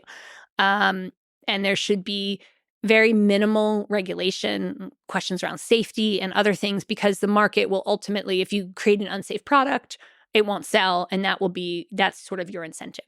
So he really centers economic freedom because he thinks, especially, and he's really speaking from his vantage point in the universities and speaking to the kind of liberal consensus of the 50s and 60s. He thinks economic freedom has been undervalued in the American context. So he really wants to push that forward. He's really kind of taking political freedom for granted. Now, later in his career, when he becomes famous, he's traveling the world, he spends time in Chile.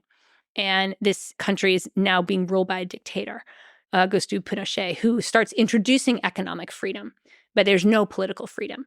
And Milton Friedman believes eventually these two things are going to go together. He tells Pinochet, you've got economic freedom, and eventually it's going to mean political freedom. Pinochet is like, okay, fine. Not really interested in that. I want to know what I should do about inflation. But then when Milton Friedman leaves Chile, he is attacked and vilified for having been a supporter. He's interpreted that he's a supporter of the regime, which he's not, but he realizes he has talked too much about economic freedom and he hasn't talked enough about political freedom. And he's kind of assumed political freedom because he's come from the American context. So then he starts recalibrating them and saying, you know what, if you don't have political freedom, you're never going to be able to hold on to economic freedom. So he sees that they need to go together and they don't naturally go together. And so he starts to become more clear in talking about political freedom. Now, let's fast forward to the end of his life, and he's witnessing the emergence of what we call the Asian tigers. So capitalist economies that are doing very well, but they don't have political freedom. But then he observes they don't have political freedom in that you can't vote in a free and fair election, but they also don't have a Stasi, they don't have a KGB, they're not, hauling people off for their wrong opinions. So then he says they have something called civic freedom. And so he kind of defines this third sphere, civic freedom of, debate, discussion, interpersonal relations, but you can't be political. So this is a late in life edition. I don't think it's fully theorized. I think what it shows is that during the Cold War, he very much believed economic and political freedom, capitalism and freedom, democracy, the United States, capitalism, this all went together.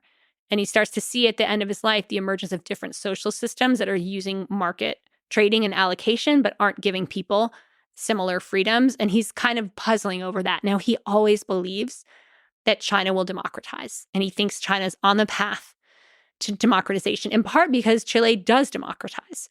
Eventually, Pinochet is voted out, and it's become a democratic, capitalist, and very prosperous country. And he thinks that's exactly what's happening in China. He sees Tiananmen, and he doesn't live long enough to get to where we are now, in which it doesn't look like political or civic freedom is coming to China anytime soon. And he did oppose the dual track system of China, meaning like the market is bottom up, the government in China is top down, and you can't have both. He thought you couldn't have both. Yeah. He thought eventually the market would triumph. Well, it's a really powerful idea to say, okay, maybe there's not political freedom, but just hold on to the economic freedom, and eventually that's going to give political freedom. Is that correct to say, like, start to work on the economic freedom and the political freedom piece will take care of itself? That's what he believed. Yeah, I think it's more complicated than that, right? The people who gain out of a system of economic freedom could decide to collude in a system where there isn't political freedom. That's certainly a scenario. So, but that was, again, that's that core idea of freedom, right? And that core belief that people want freedom and that people are drawn to freedom. Just to go back to Frank Knight a little bit, he wrote an essay called The Ethics of Competition. He had the metaphor that economic life is a game. And then maybe that extends to society as a whole. Like the entirety of it is a competitive game. And and Milton Friedman, I think, adapted some of this, appreciated some of this. Can you speak to this metaphor? Yeah, I think what the metaphor of the game does is it asks you, okay, well, what are the rules then? And let's focus on the rules that keep the game going. So he didn't use the concept of an infinite game, but I think that's an interesting one. You know, a game that all the players are in and keep going again and again and again. And so that helped Knight, along with Hayek, shift from the allocation question, who's getting what, are things allocated fairly, to the more structural question of like, what are the rules of the game that we need to keep this system going? And so for a while, that led to the discussion of monopoly. Well, we need rules against concentration, or we need the rule of law. Everyone needs to be treated equally. People need to know what they're up against. And then going back to monetarism, the core of monetarism is a rule. Friedman called it a monetary growth rule. And so again, what keeps the economic game going is a rule about how much the money grows that everybody knows. Nobody's guessing. Nobody's changing the rules to help their side or to help, the people they're friendly with. We all know it's there. It's clear. It's easy. And so that emphasis on rules, I think, really has a through line. It goes into Hayek's competitive order, and then it goes into the monetary growth rule. And then, today, monetary policy makes use of monetary policy rules. We have not abandoned discretion, but rules are used as a heuristic or a check, and those come out of Friedman's thinking. And so it's something, it's really profound, and it was always counterposed to discretion, which Friedman worried would be subject to capture or political corruption if you had discretion in policymaking or if you had discretion in these very big areas. Then people would stop competing against each other in a market, and they would turn their attention to getting control of the rules or the rule makers. So if there's clear, transparent rules, then you're free to play the game. Yes, exactly. But then depending on the rules, the game can turn out, the equilibrium that it arrives at might be different, right? Mm-hmm. So that's speaks to the mechanism design, the design of the rules.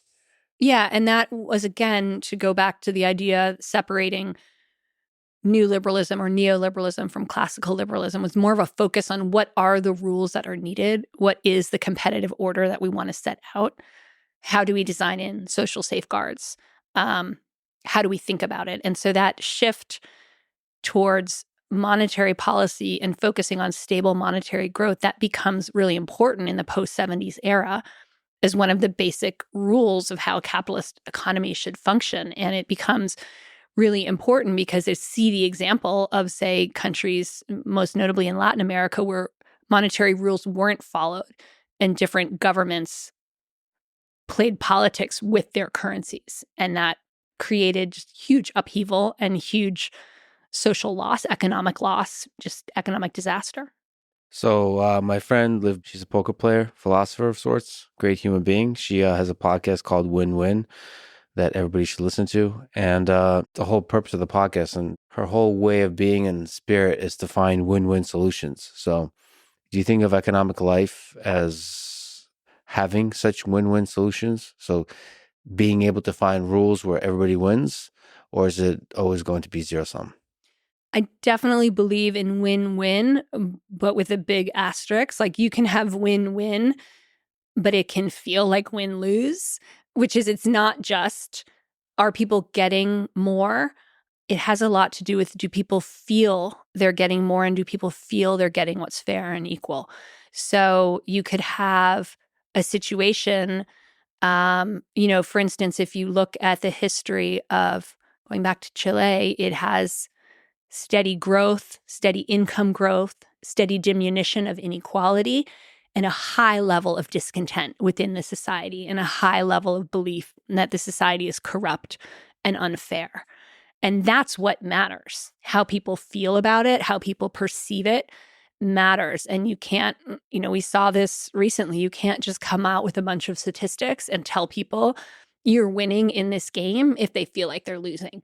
So that goes to all the non-rational factors and all the comparative factors that people have when they think about where they are vis-a-vis other people in society. So we're just incredibly social creatures. We're incredibly attuned to our status, to rising and falling, to where we sit vis-a-vis others. And so that absolutely has to be attended to. It can't just be an economic analysis. That's so interesting that the experience of the economy is different than the reality of the economy. On the topic of corruption, I think the reality of corruption versus the perception of corruption is really important in a lot of these nations. You take Ukraine, for example. The perception of corruption has a big impact on the economy. You don't want to invest. You're very cautious as a business person. The reality of corruption can be way different than the actual perception.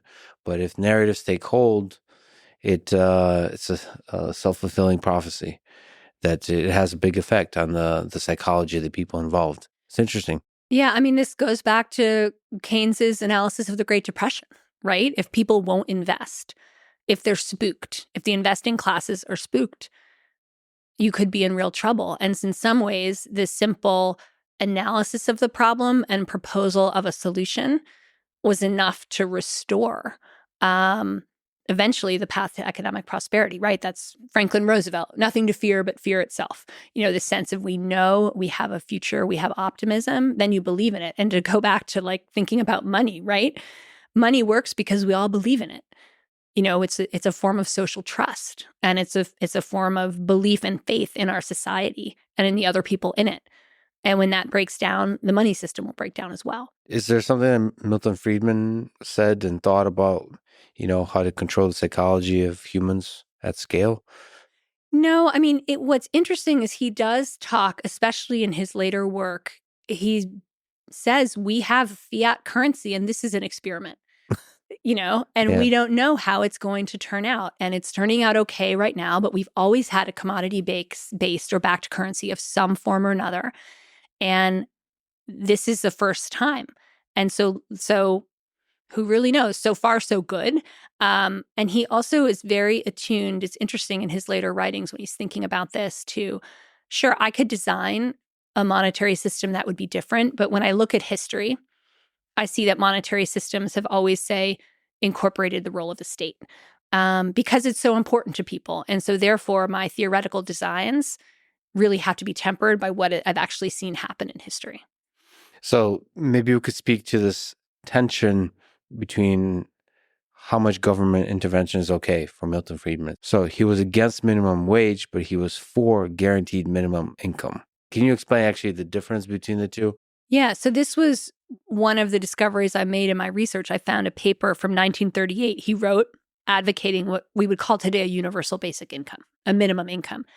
And he basically sees this as part of the effort to create a new liberalism, right? And he basically says we have advanced societies, we have prosperous societies, we have decided, in keeping with our morals and our ethics, that people should not be starving in an advanced society like this. The question is, how are we going to make that happen? And he ended up believing the best thing to do was to put a floor under everybody. And he said you can get that based on your income. If you have a lot of income, you don't get it. If you have a little income, you might get a little bit of it. If you have no income, you get enough of it. And he believed in the beginning you should base that on what was required to buy food, right? That would be kind of an objective. You could objectively determine the nutrition and the price of food. And so that for him, it's important. He says it's keeping with a liberal polity because it's not intervening in the price system. It's not intervening in economic relations. And it does not, in his view, require a bureaucracy to administer. It does not, in his view, require that you qualify for it by virtue of being in a protected class. You just get it as kind of part of your membership in this general citizenship body. And so that to him was really different than a minimum wage because it did not interfere with the work bargain. His belief about minimum wages was specifically that it priced out unskilled labor, that what an unskilled laborer had to offer was a willingness to work for a very low wage. And if you set the minimum wage too high, businesses, instead of hiring that higher priced labor, would not hire. Or like we could think of today, right? They put in an electronic checkout, or something like this, where you don't actually need the labor. So he really believed the minimum wage had that perverse incentive. Now, this is a live debate on what minimum wages do, and there seems to be a level at which you can set them that they can not have that perverse effect and in fact can kind of create people with more spending money that then powers the economy. So he had a very sort of clinical analysis of that rather than an empirical one or a really abstract analysis. But the minimum income is fascinating because it seems very leftist to us. But what it is it's purely individualistic. And it never really happened because it was so purely individualistic, because American social policy typically identifies like this group of people is deserving and will give them benefits. So the classic example is soldiers, veterans. Another example is mothers raising dependent children. These people deserve money. The rest of you better go out and work. And so Friedman's proposal, it really caught on in the 60s. It ultimately went nowhere, but it was no litmus test, no income analysis, just we're going to give you this much. Everyone's going to get this much. And he decided once mass taxation had come in, you could do it through taxes. And you could just rebate people who didn't pay income taxes, got a rebate. That actually came to pass. It's the earned income tax credit. And it's considered extremely successful, by policy analysts. It does what it's supposed to do. It's not that expensive. And so I see that as a kind of paradigm of his thinking, in that instead of creating a bureaucracy that does some form of redistribution, or instead of trying to intervene in the market for labor or the market for something else, the market for housing, you provide a cash grant that people spend for themselves. And so interestingly, that's what happened in the emergency situation of COVID, right? That's exactly what people did. They followed that model. We just get money out quick. And there's a lot of discussion still about UBIs as something that should be done. And I think it's always going to be hard to pull off, because I think Americans and their elected representatives don't want to provide a universal benefit. They want to provide a targeted benefit because they believe there's like a moral component here. And Friedman advanced a policy that was really abstract and really just, kind of, it was devoid of judgment. It was like pure and beautiful in that way, but like utterly impractical. And it really focused on not interfering with the market and the signals that the market provides. Like, it was really against price controls for the same kind of reason. Yeah, exactly. You could say, okay, but how does this not interfere with the market, right? If you provide people with a minimum income, won't that change their incentives to work, et cetera? I mean, there's a big body of research on this. Most of it seems to show, one, it's way better than the current benefits cliff, where you have to not work to get your benefits. And any incentive impact on working seems to be much lower than would be expected. But I'll let the economists and the social scientists fight that one out and figure it out empirically. Hopefully we should be able to. Yeah, there's been a bunch of studies. It's interesting, even just how you conduct studies like this, how you do these kinds of experiments, especially if you're empirically minded. Because a lot of the studies I saw are pretty small. Right. And so how do you make big conclusions about how to run the world, how to run the economies from such small studies? It's all a fascinating experiment of ideas. And it's also inspiring to see individuals, and maybe small groups of individuals like the Chicago School of Economics, to sort of shake up what we believe and how we run the world. Yeah. Inspiring. Yeah. you call Milton Friedman the last great conservative. Maybe to be a little bit sort of controversial and make bold statements that get everybody excited. But what do you mean by that, and what makes a great conservative?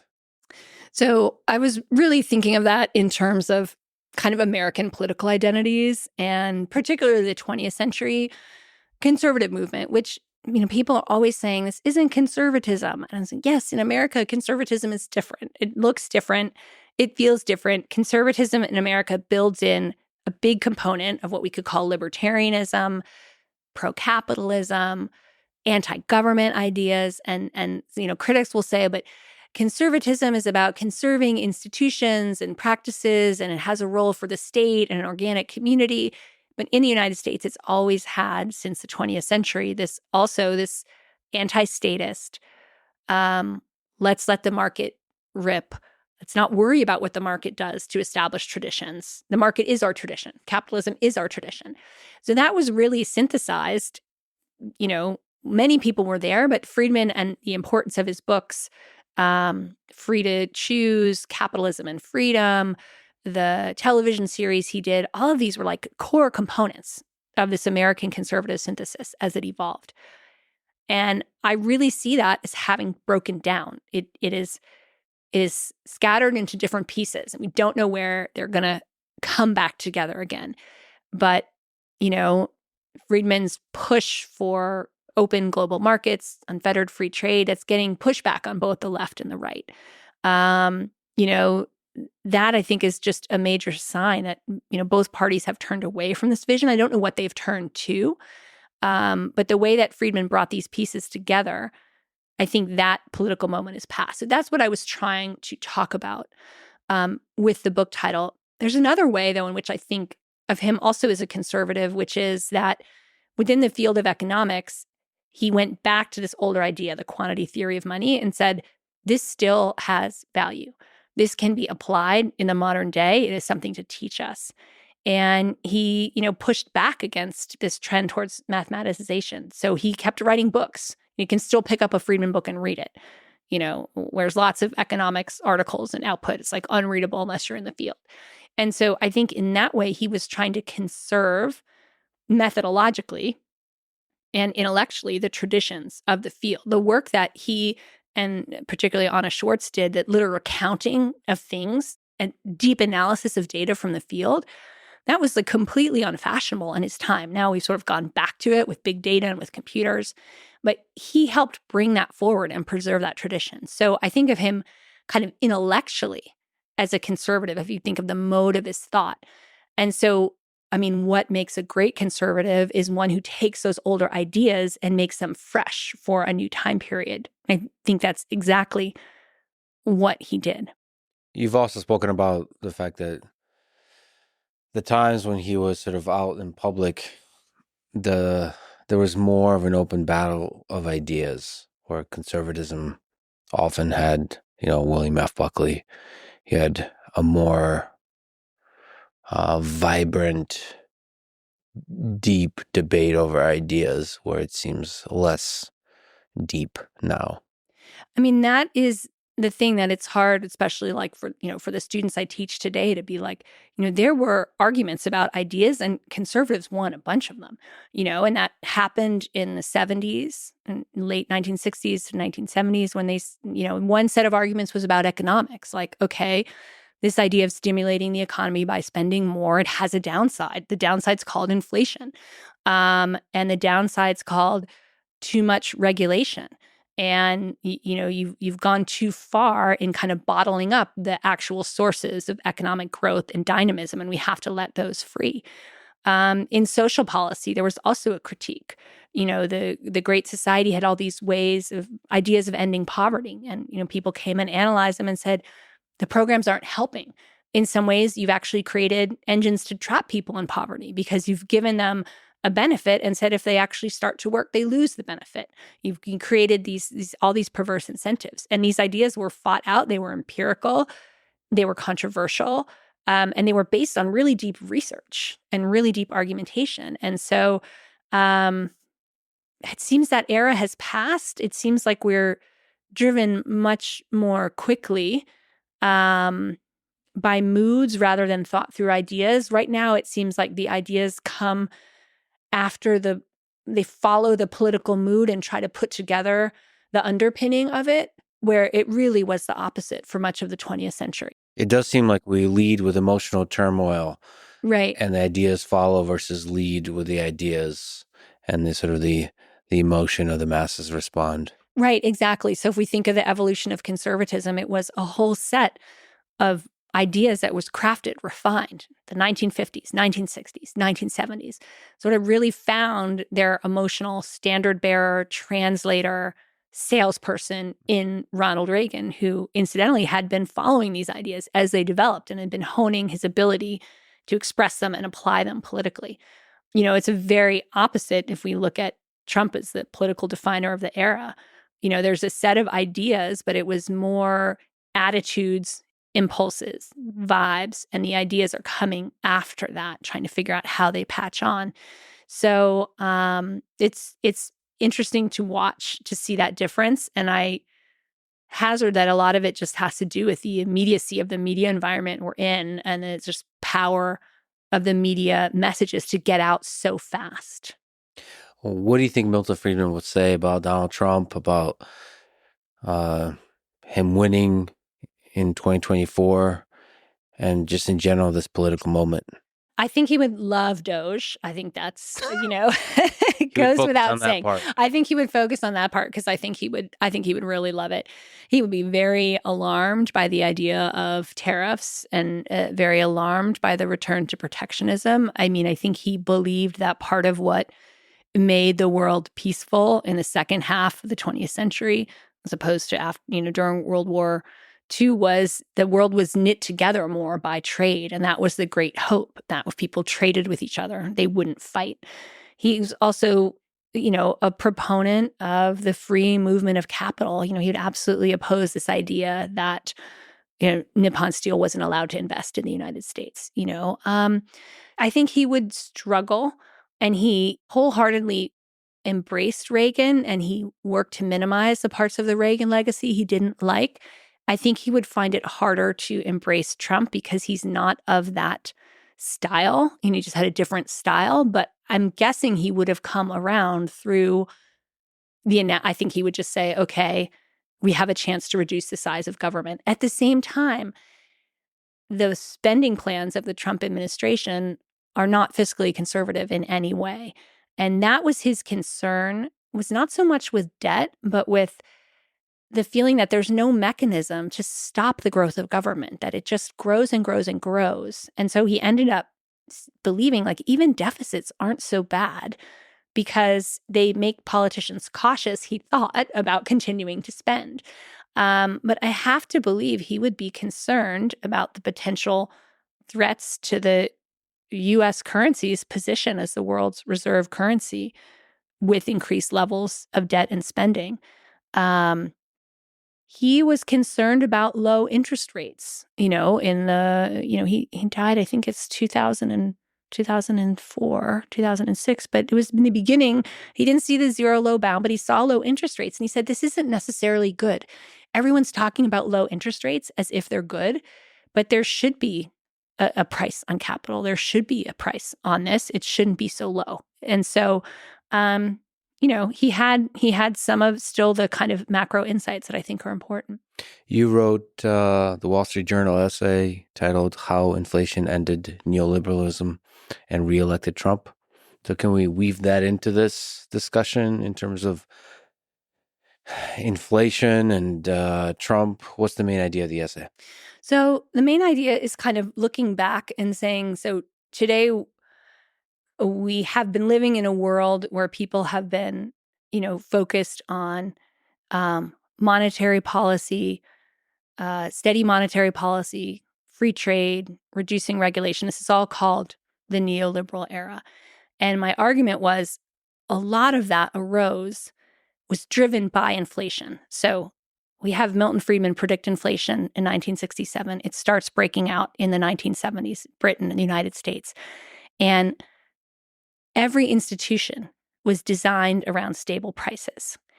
And once inflation broke out, prices were no longer stable. So, for example, tax rates weren't inflation adjusted. So if your income went up because of inflation, you might bump from a low tax rate to an extremely high tax rate, but you don't actually have more money. On paper, you have more money, but everything costs more, so you don't actually have more money and your taxes have gone up. That kicks off the taxpayer revolt. There's a whole shift of American corporations towards focusing on financial investments because the tax breaks they used to get for depreciation for building new factories are not inflation adjusted. So they no longer pay off in an inflationary environment. And then when Paul Volcker comes in 1980s, early 1980s, and starts fighting inflation, really pushes up interest rates to bring down inflation. And that completely reorders the banking sector because banks had statutory legal limits on the interest they could charge. And once general market interest rates exceeded that, it was proliferation of new financial forms to take advantage of that. So my point was the era we live in was ushered in by inflation. And then everyone turned against all the formulations we had and said, well, these have hollowed out our industrial base. These have, we've got too much immigration. We've got too much economic openness. We need to reshore. We need to focus. We need to turn against all these things. We need to spend more. We've disinvested. And the net result of that turning away, I argued, is people forgot about inflation. They really forgot it could ever exist. And you had a whole set of theories on the left, modern monetary theory, that basically said we don't really need to worry about inflation. We can spend what we want. And lo and behold, inflation came back. And so my argument is that has now opened the door to the presidency of Donald Trump, which is potentially a deeply transformative moment that will change the size and shape of government, that may change our foreign policy profoundly, that may change our immigration policy, that may change the demographics of our country. All of that, and my thesis is that has all been made possible by inflation. And so the great mistake of the past years was to forget how fundamental inflation was to the rise of the last political order and to profoundly underestimate how much inflation would change the current political order. So I just think it's one of these things. This is why I think you should study history, because I think if you had studied history, you would be aware of this. And it's so easy for people to forget, just like the banks forgot that interest rates could ever go up. They got so used to it. And it's only a 10, 15-year thing, but to them that seems like forever. So I really do believe what history teaches you to do is just have a much vaster scope in your vision, and then take into account the possibilities of so many things happening that are different than what's happening today. And so I just hope we don't forget about inflation entirely. But here's the thing, there's quite a strong chance that Trump's policies will initiate even worse inflation, and then they will prove to be his undoing. So the ironies of inflation could be continuing. Like you said, Milton Friedman would be a big fan of DOGE. So if he was still here today and rolled with Elon Musk and Vivek, what advice would he give? What do you think he would focus on in terms of where to cut, how to think about cutting? You know, his signature policy move, I talk about this, is taking the price mechanism and trying to make that into the policy. And that seems sort of obvious to us today, but in the era that he came in, so there would be rent controls. Let's take away rent controls. Let's let housing prices set themselves. Or he was very against national parks. I actually think the national parks are good, so I hope the DOGE people don't take this up. But rather than an allocation to fund the national parks, they should be funded by the revenue that they bring in when people visit them. And so I think he was always looking to, let's let prices make the decisions here. So I think that would be one of the key pieces. The other thing I think he'd really be thinking about, he wrote about this a lot, about occupational licensure and barriers to entry. And he felt like one of the worst things that government does, and sometimes it's private entities that do this, is create barriers to entry to protect industries and markets. So he talked about this in the case of the medical profession, which I think is actually not a good example, because I think we all have a collective investment in having medical doctors be highly trained. But so, for instance, you could look at, nail technicians or hair cutting. There's often these licensing requirements, or there's a sort of big kerfuffle. I think it's DC passed a law that to run a childcare center, you have to have a college degree. Well, what does that do? I mean, that disenfranchises a whole bunch of would-be entrepreneurs who don't happen to have a college degree, but probably could be really good at this particular business. So I think he would be saying, look out for where private interests have used the state to protect themselves and clear away those types of barriers and let competition through prices guide outcomes. Yeah, so open up for more competition and allow for more signals from the market to drive decisions and so on. Yes. Which would actually naturally lead to cutting a lot of the bureaucracy of government.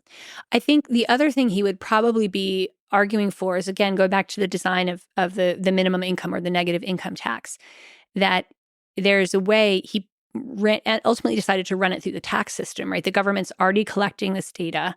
They already have your information, and they can just send the money out through the system, rather than having a social bureaucracy where you have to come in person, you have to fill out forms, you have to document, do you own a car, what's your income, who lives in the household. So I think he would say, and his analysis of that was who that really benefited was the bureaucracy that processed that paper, that implemented those norms, and that if you could pull that away, you could get help out where it was needed much quicker without having this drag of people doing sort of unproductive work of administering these systems. So I think trying to cut administrative overhead. And what he didn't have then, which we have now, is the technology that we have and the ability, to send benefits out via smartphone, or just to move so much faster and to handle information on a mass scale so much faster. It's painful, but I think one of the big things you can do is just that, which is digitalize. I don't know if that's a word, but just convert everything to where the speed of signal can be instantaneous. So there's no paperwork. It goes immediately. And then that means that the pricing signals and all these kinds of things are just immediately available to people. That seems to be the low-hanging fruit. Government, IT systems could be vastly improved upon. But that would result, again, with a lot of people getting fired. And I think somebody submitted a question for me saying, like, what are your thoughts as a person who cares about compassion? What are your thoughts about government employees, which there's a lot of, that are going to be hurt by DOGE? Yeah. And it's always a really difficult question. A lot of people get fired to make room for a new system that's going to lead to a lot of pain. There is going to be a lot of pain. I don't know what the solution is. I think that's also part of why Friedman favored a minimum income. He talked about it being sort of counter-cyclical. In other words, when things were really bad, the spending level on it would naturally go up. This is what economists today call an automatic stabilizer. And then when it's not needed, the cost of it goes down. Maybe there's a way to sweeten it with honey and have people take buyouts or things like that. That would certainly be a way better way to go. I did a podcast with Javier Milei. He has consistently praised Milton Friedman and cited him as one of his inspirations. So what do you think Milton Friedman would say about what's going on in Argentina and what Javier Milei is trying to do in Argentina? Yeah, I think he would appreciate it. I think Milei is much more of an Austrian-inspired thinker, but I think he definitely appreciates Friedman. And on the macro level, Friedman always understood it's really painful to treat inflation, but the more you put it off, the harder it is. So I think he would be trying to get him, as he's doing, to just message that short-term pain, long-term gain. I think he'd be very supportive. I think he'd be thrilled to see also that Milei is very good at explaining these abstract ideas and putting his policies in the framework of the bigger picture. That was really meaningful to Friedman. I don't know how politically persuasive it is overall. Milei is very intense. He doesn't have the same sort of gifts of salesmanship and setting people at ease that, say, someone like Ronald Reagan had. But it seems to be that's what his country was calling for right now. So Yeah, he is more chainsaw, less like yeah, warm blanket. yeah. Uh, Javier recollects this line from Milton Friedman. I don't know if this is accurate, but if you strive for equality over freedom, you often get neither. But if you strive for freedom, you often get both. Do you think there's truth to this? I think on the big picture, definitely. I mean, we've seen focusing too much on equality. It can be because equality is such an alluring word. Mm-hmm. It can lead you to downgrade all kinds of other things that are really important. But I really think it depends on how you're defining freedom. I mean, the statement is too big and too broad, right? So, if you're talking about freedom, if by freedom you mean not having to pay taxes if you're successful, I think that can have all kinds of knock-on effects, right? The idea that people are able to prosper when they're educated. Where is education going to come from? How is that going to be paid for and supported? And again, to go back to Knight, if you're generating too much inequality, or people are feeling that you're generating too much inequality, sometimes they value that more than they value freedom. And so I think there has to be more of a balance. And it's hard to make such global statements. I think you have to break them down into what actually do you mean. But again, Milei is coming from a very different context, a very different country that has seen so much upheaval, so much government intervention, so much inflation, so much political turmoil. He's probably thinking about it differently than Friedman was thinking about it. Yeah, I mean, there probably still is a real threat of hyperinflation. There seems to be a very high level of corruption, or the capacity for corruption. So it's a really messy situation. So Javier Milei likes to recollect this great line from Milton Friedman, that if you strive for equality over freedom, you often get neither. But if you strive for freedom, you often get both. Do you think there's truth to this? Yeah, I think in the macro, for sure. I mean, we've seen, if you really put equality as your goal, it's such a seductive ideal, and people believe in it so much that they can carry out horrible crimes, in the name of equality. But then focusing on freedom, these words are too big. They're so hard to define. And so I think you have to ask sort of like, what is the freedom you're talking about, right? If you're talking about the freedom of ordinary people to be entrepreneurial, to make their own way, to start new things, to continue what they're doing, to keep what they've earned, for sure, I think that can increase the equality overall. If you're talking about lower taxes, if freedom is just a code for lower taxes, there has to be, lower taxes in general, great. But if you're one of the top generators of wealth, there has to be some way to ensure that, say, education, right? People prosper when they're well educated. That's when economies do better. Education is generally state funded, and you need some way to support that and provide for those institutions that structure society, that make competition possible. So I think it's just a really broad statement. Again, Milei is coming from a really different context. He's coming from the South American context, from such upheaval, such economic devastation, in pursuit of the goal of equality, that I think trying to rebalance with that emphasis on freedom, I definitely see where he's coming from.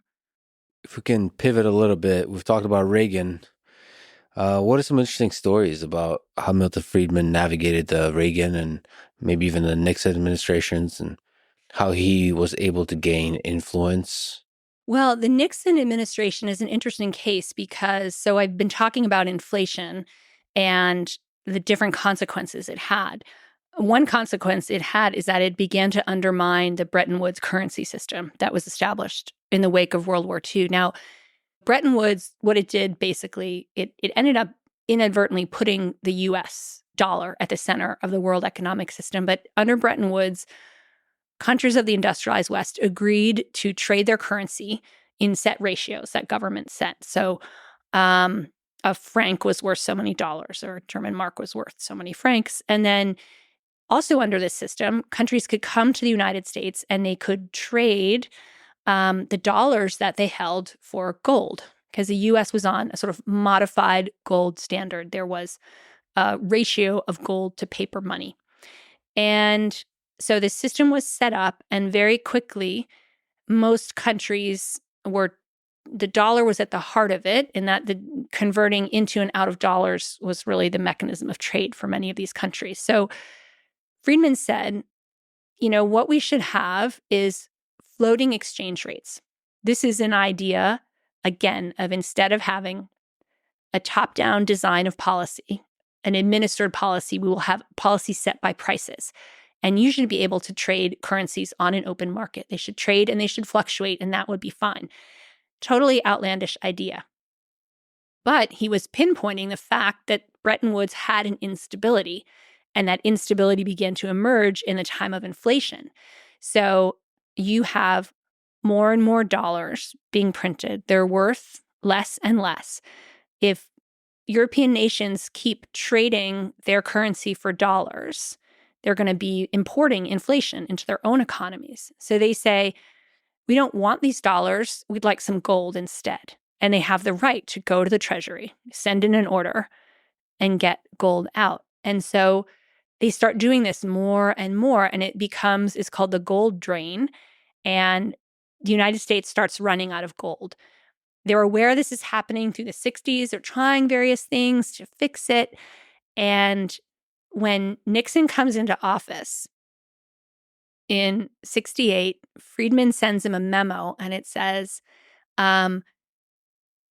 this is going to be a real problem. He says something like, this is a running sore and you have to lance it right away. Some very Nice. Graphic Very nice. metaphor. Otherwise, it's gonna explode. And Nixon just files the memo away. Nixon loved people to think he was influenced by and following the wisdom of Milton Friedman, but he didn't actually want to do that. He just wanted a political benefit that came from it. So then comes the moment where the U.S. Treasury Department realizes we're going to run out of gold. What should we do? And everybody decamps to Camp David, and Nixon decides we're just going to stop redeeming currency for gold. It's called slamming the gold window shut. Done. And he also, at that same meeting, decides to institute price controls. He does a whole bunch of stuff. It's an emergency. He calls it the New Economic Plan, which is an unconscious echo of the Soviet New Economic Plan. So a problematic name, a problematic policy. And Friedman is livid at the price controls, but he's like, actually, it's great that you closed the gold window. Let's go all the way to floating exchange rates. And this idea was heresy within the Treasury Department. Everyone's very committed to the idea of the gold standard, convertibility, possibility, the United States at the core of the financial system, kind of hem and haw. But at this point, Friedman has a very close relationship with George Shultz. And George Shultz is a high-level appointee who will eventually, over the course of the Nixon administrations, become the Treasury Secretary. And so Friedman is feeding Shultz all his ideas about how we should move to floating exchange rates, how we shouldn't try to reconstruct Bretton Woods. And the people in Treasury, it's funny because I've read some of their accounts, and actually Paul Volcker is in the Treasury Department at this time, and he can kind of sense that Friedman is in here somewhere, like feeding his boss ideas. Yeah. He doesn't quite know. And, then in the oral history, Schultz talks about this quite a bit. So at any rate, Friedman exerts this behind-the-scenes influence, and what Schultz does is just kind of lets Bretton Woods fade away. He doesn't make grand pronouncements. It just slowly, the world shifts to a regime of, for a while it was like a regime of steady prices, and then they call it a steady regime of changing prices, or whatever. The language changes, the reality changes, and they kind of end up where they are. So that's a real measure of Friedman's influence. If there had been another economist in Schultz's ear that said, no, catastrophe is imminent, we have to go back to Bretton Woods, he probably would have worked harder. The U.S. government would have worked harder. And so that becomes one of these pieces of globalization. And, what people don't realize is there used to be, in addition to these floating set capital ratios, you couldn't bring capital in and out of different countries. You had to register. You couldn't invest. There were all these rules and strictures, and the falling of Bretton Woods really blows that all open. It's a precursor to globalization. So Friedman is right there. Now, he's very ambivalent about Nixon. I mean, he sees that Nixon is not an honest person. He thinks he's very intelligent. And Nixon's dream is to create a new centrist majority. So he does many things to go back on his supposed economic principles and ideals. So Friedman does not like this. He doesn't like the price controls. He's in communication with his old mentor, Arthur Burns, who's now the chair of the Federal Reserve. And Burns is basically doing everything wrong in monetary policy. And I describe this in the book in some detail, these anguished letters back and forth. And basically, as I see it, Burns doesn't have a solid theory of inflation. And the more Friedman pushes him, it's almost like Burns is willfully ignoring Friedman and kind of doing the opposite of what Friedman says. So Burns is running a very loose monetary policy. Inflation is quite considerable over the 70s. I mean, we were all spooked by what did it get to 6%, something like that recently for a very short time. This is inflation going over 10%, hovering in 8% for basically the whole decade of the 70s, going up and down with extremely elevated rates. And so the Carter presidency largely falls. Foreign policy is a big part of it, but the failure to tame inflation is part of it. And then Reagan comes in. And now Reagan loves Friedman and Friedman loves Reagan. Very mutual feeling. The Reagan administration creates like an advisory economic board. Friedman's on it. He's retired now. He's entering his kind of golden years. But he really has Reagan's ear. And here what he does is he convinces Reagan of his theory of inflation, which is inflation has been caused. It's a monetary phenomenon that has been caused by bad monetary policy. Inflation has an accelerating dynamic.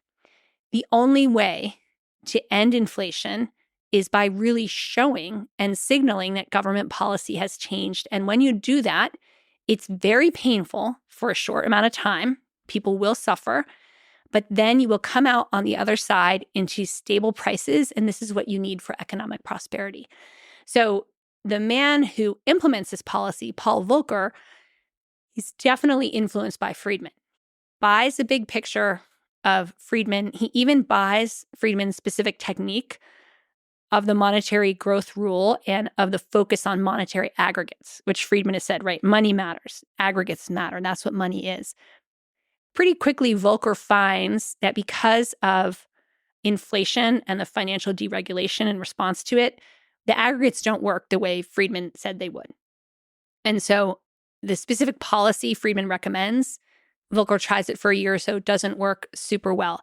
But what does work is letting interest rates go high, go above inflation to a point where both the general citizenry and the financial markets believe like, oh, they're actually serious about inflation.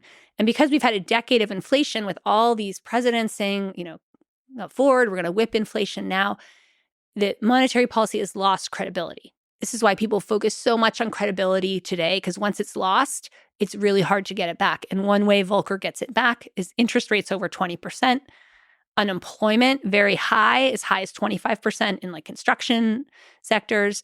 And as this is happening, Milton Friedman is whispering in Reagan's ear, this is the right thing.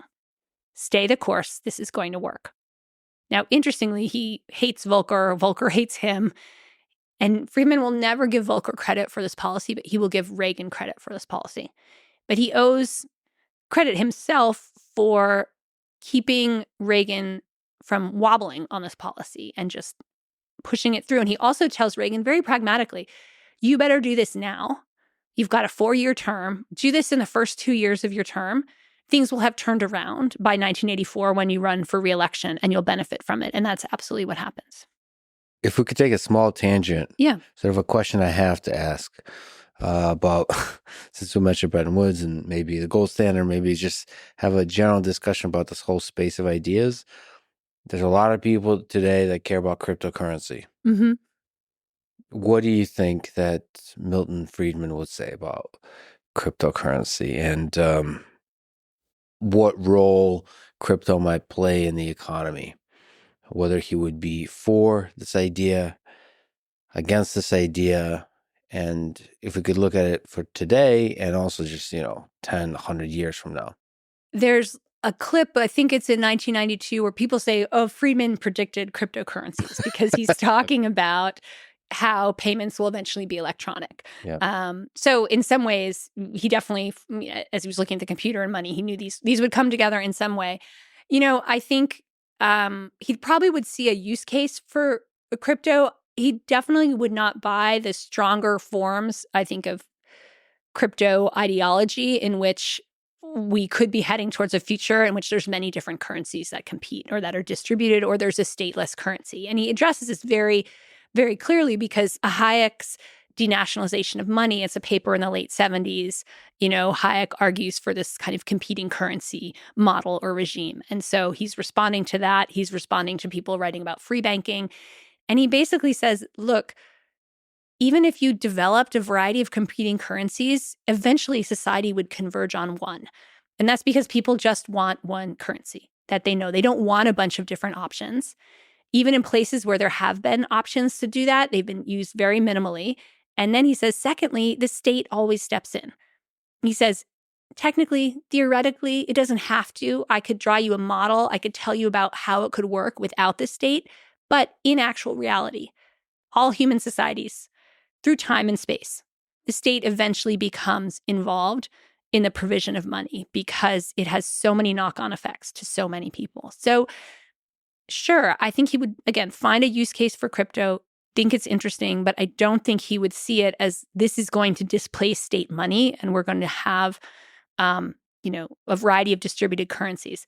The other thing he really stresses is that a change in the monetary system, it only happens amid great, great crisis. So again, you see in countries where the state is not controlling the money well, right? That's when people are more turning to crypto. But he says because money is so fundamental, there's going to be so much political pressure on any country that gets the currency profoundly wrong that the government will fall and another one will replace it, right? So if you look at episodes of hyperinflation, they don't go on very long because they're so upsetting to people. If we can go back in time, we've talked about it a bunch, but it's still a fascinating time. The Great Depression, University of Chicago, there's these folks like Jacob Viner, Frank Knight, Henry Simons, all of these influenced the thinking of Milton Friedman. There's this Room 7 situation at the University of Chicago. Just going back there, even just speaking almost philosophically, what does it take to explore ideas together, sort of like deliberate, argue in that space? And maybe there might be interesting stories about that time. It would just be interesting to understand how somebody like Milton Friedman forms.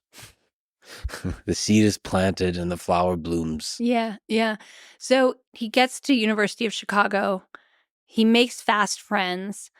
And in his third and fourth year, they become what I call them the Room 7 gang. So Room 7 is they find an old storeroom in the basement, they take it over, and that's where they have their jam sessions. And what made this world come together was Frank Knight. There was a charismatic leader, and there were a bunch of acolytes who clustered around him.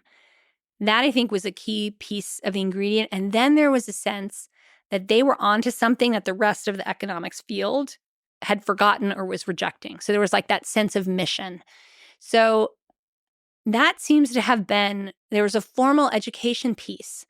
And then there was a parallel education piece rooted in admiration for a thinker, a shared admiration. And then what that led Friedman to do, what I found syllabi, that he had from non-economics courses, lists of books, and he'd written the prices of different ones he wanted to read. So he had John Stuart Mill on Liberty, like 50 cents written in the margin. So he began to educate himself. He gave himself a parallel curriculum alongside this very formal economics curriculum. He started reading, the traditions of political liberalism and then talking them through with friends and then developing a shared sense of mission. And that the incredible thing is of those friends in the group, they scattered for 10 years and then they all came back together.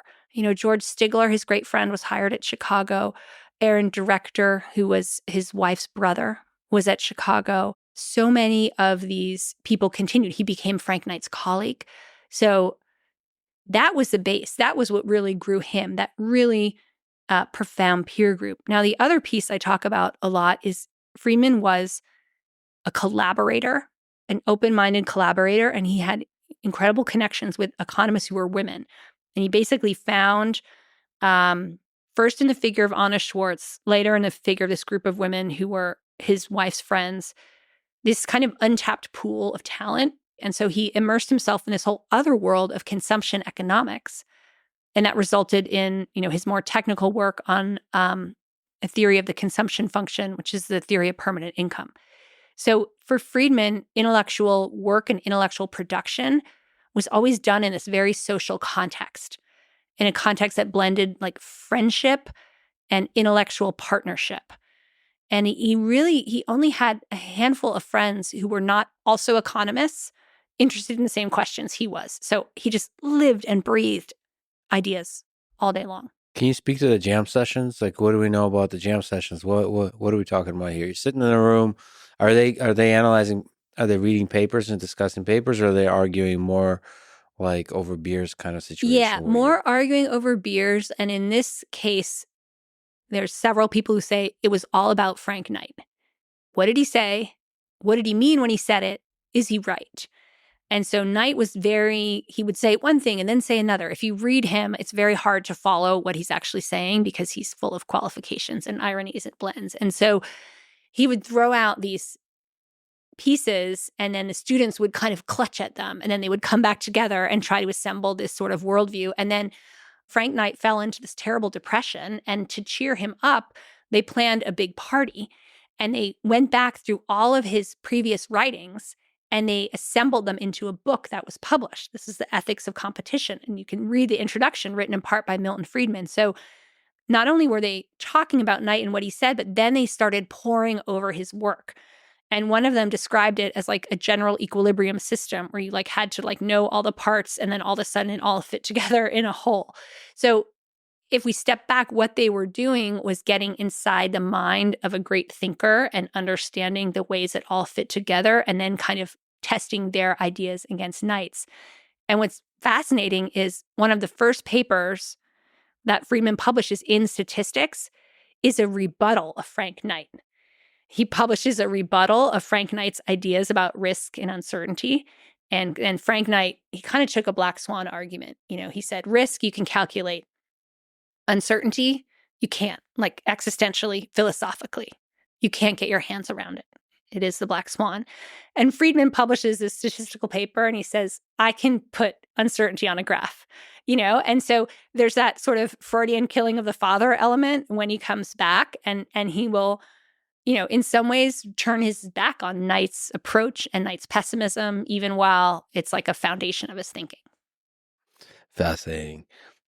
Is there something you could say about the thinking process that Milton Friedman followed, like how he developed his ideas? You mentioned there's a strong collaborative component, but there's another story I saw about that I think his son recalled about the argument number system that you mentioned. Yes. Which by the way, if you can explain that as a tangent of a tangent, that's really awesome. I think it's like number one if the other person is right. Number two means you were right and I was wrong. Mm-hmm. And the number system evolved in some ways to be quick and efficient, but in other ways they also were really clear about it. So, something like there's kind of like three reasons behind it. First is if you use a number, it reminds the listener that it's really hard to say the words, I was wrong. So you're kind of calling on their sympathy by using the number, reminding them that you're doing a hard thing. Yeah. And then it's also reminding them that you're in this family with this code. And so you're signaling your membership and your closeness and your love, really. And so it's supposed to be an easy way to disagree without like breaking the relationship. Yeah, so admitting you're wrong now comes with this warm, fuzzy feeling. Yeah. And that's really, that's so powerful. I think so much of the friction of human interaction could be boiled down to just not being able to admit that you're wrong efficiently and quickly and regularly and just often. And to be able to do that, that's really powerful. Yeah, I think it's a really neat aspect of their family life for sure. Anyway, sorry, that's a fun story, but like, can we just generalize to how he engaged in collaboration, how he developed his ideas? Is there like a thinking process? So he taught at the University of Chicago, and he tended to teach for 6 months and then have 6 months off. And he spent the summers in New Hampshire or Vermont. He had right near that border, they had 2 different houses. And that to him was the deep thinking time. And so when he's at Chicago, he's teaching, he's arguing. Some people loved his teaching style, very much in charge, very much keeping students on their toes, confrontational. Others found it too much, overwhelming, kind of shut them down intellectually, and they couldn't cope with it. And so I think it was kind of go time when he was teaching. In that case, that was a lot of social time, interacting, talking, other professors, going out and giving papers, arguing with the people at Yale or Harvard. Then he would go and do these very deep dives over the summer.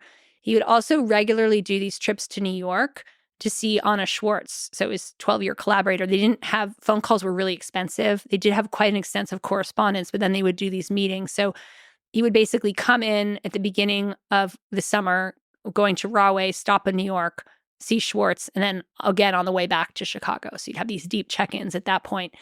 The other thing that happened is people would come visit him in New Hampshire. And so he would have he had a studio separate from the house. He would go and he would work. And then at night, his friends would come. His friends are all economists. There's a whole cluster of economists. They all clustered within driving distance of the Dartmouth Library so that they could get their hands on books. And so they would come over and then they would argue and talk into the night. So I think he did need that deep focus time, but it was not like he also lived a very engaged, very embedded social life. A part of which was his marriage. Is there something you could say about love, about marriage, about relationship that made the whole thing work? Because it was vibrant and they wrote a biography together. They did. I mean, they were very complementary. They were kind of the yin and the yang. She was very introverted, somewhat suspicious of others, skeptical. And he was extremely extroverted, optimistic, high energy. And they also were at a time when it was really clear, for broader society, these are the roles of a man, these are the roles of a woman. And they pretty much adopted those. Now, Rose Friedman did some very important economic work. She's part of the early stages of the theory of the consumption function. She didn't complete her degree because she really knew there wasn't, if she wanted to be married and have children in the world she lived in, there wasn't a real pathway to also being an economist. I do think that a lot of that, it's not, although it feels very gendered, he's the man out in the world and she's in private. It's interesting because her brother, Aaron Director, was the same way. He was a very private man, very shy, very introverted, and he exerted this quiet intellectual influence on all of his friends. So I think that was just kind of a family trait of being more quiet, preferring to be behind the scenes. It wouldn't have worked any other way because Friedman was so out there, so so extroverted. And there's a bit of a sad thing she said. She said, when I married Milton, I lost half of my conversations. When David came along, I lost the other half. So it is a household that was just dominated by male voices, in which she didn't have a lot of room. What was tricky for me in my research is she didn't leave much of a trace. She put together Milton Friedman's archive and she took herself out of it. So I really had trouble finding her actual voice in the historical documents. And she didn't want to leave that behind. So it's an absolute essential piece of his success because she's the one who pushed him to do the Newsweek column, to do Free to Choose. And she really wrote Capitalism and Freedom. She took all his random notes and she put them together into a book. And that became this kind of testimony of his ideas. But she shared many of his ideas. And she, when I think of Friedman, if you take away Anna Schwartz, if you take away Rose Friedman, if you take away the other woman who collaborated with him, you have a much thinner resume than the one he actually has. Yeah, it's always sad, and it always makes me wonder about the private, secret conversations between partners. Yeah, because they might not show up in the record, but they probably influence the person more than almost anything else. Those quiet little conversations. Yeah. If we can switch our path to another great mind of the 20th century, Ayn Rand. We talked about some of the similarities here, about them being fighters for freedom and fighters for capitalism. What is Ayn Rand's philosophy? If you can give a big 10,000 point summary of objectivism. Yeah. So she called it objectivism, she used to do this thing like I can stand on one foot and say it. So it goes something like epistemology, reason, ethics, selfishness, politics, capitalism. That was kind of how she summarized it. So what she did, there's a couple things she did with objectivism. First of all, she says the key defining element of humanity is rationalism, the rational faculty. So that's what defines what a humanity is. Therefore, there is an objective reality that we can access and know with our reason. That's the objective epistemology. And the one social and economic system that lets rationality flower and is based upon rationality is capitalism. And then rationality only works, in her view, as an individual capacity, and that rationality teaches that what you should do is pursue your interests. And so she ends up calling that selfishness. Now, it's tricky because selfishness has so many strong and negative connotations. And she meant, I think, something closer to like self-actualization, because she really tried to create this idea and express the idea that to be truly selfish did not mean trampling on others. It meant just being motivated by your own kind of internal measures and metrics. And so in her fiction, she tries to show this by showing the false selfishness of Peter Keating, who's an architect who kind of steps over everybody to advance his career. And she says that's not true selfishness, because true selfishness would recognize it's false to take others' work and pass it off as your own. Now, the other big piece of objectivism is a very approach that's really inspired and related to Friedrich Nietzsche's idea of revaluing values, or a genealogy of morals. And so she says, what's happened here is Western culture has converged on this idea of altruism as good. Being selfless and altruistic is good. And this has led us to communism, and has led us to devalue the individual in favor of the collective. So what we need is a new moral code, which elevates selfishness, which elevates the individual, and which takes all the things that we have been told are bad and actually says they're values. This is what she's trying to do with objectivism. I mean, it is about as ambitious of an intellectual project as there can be. And that's what really draws people in. Yet at the same time, she's flying in the face of the way human morals and ethics and societies have evolved. And she's not able to single-handedly recreate them the way she wants them to be. Yeah, I mean, she's not doing herself any favors by like taking on the words and trying to rebrand them completely. Mm-hmm. Like writing the virtue of selfishness. It's like, can we just call it self-actualization? Yeah. There's a negative connotation to selfishness and a positive connotation to altruism. So she sometimes, it seems, takes on the hardest possible form of argument. Yeah, I mean, she had a student and who ended up being very close to her, Nathaniel Brandon, and he was sort of an advisor, and he said, can you please not use selfishness? Like, just come up with another word. But part of her liked it. Part of her wanted to provoke and unsettle. She didn't want to give that up. I mean, people should listen to her public talks. Her whole aura, way of being is provocative.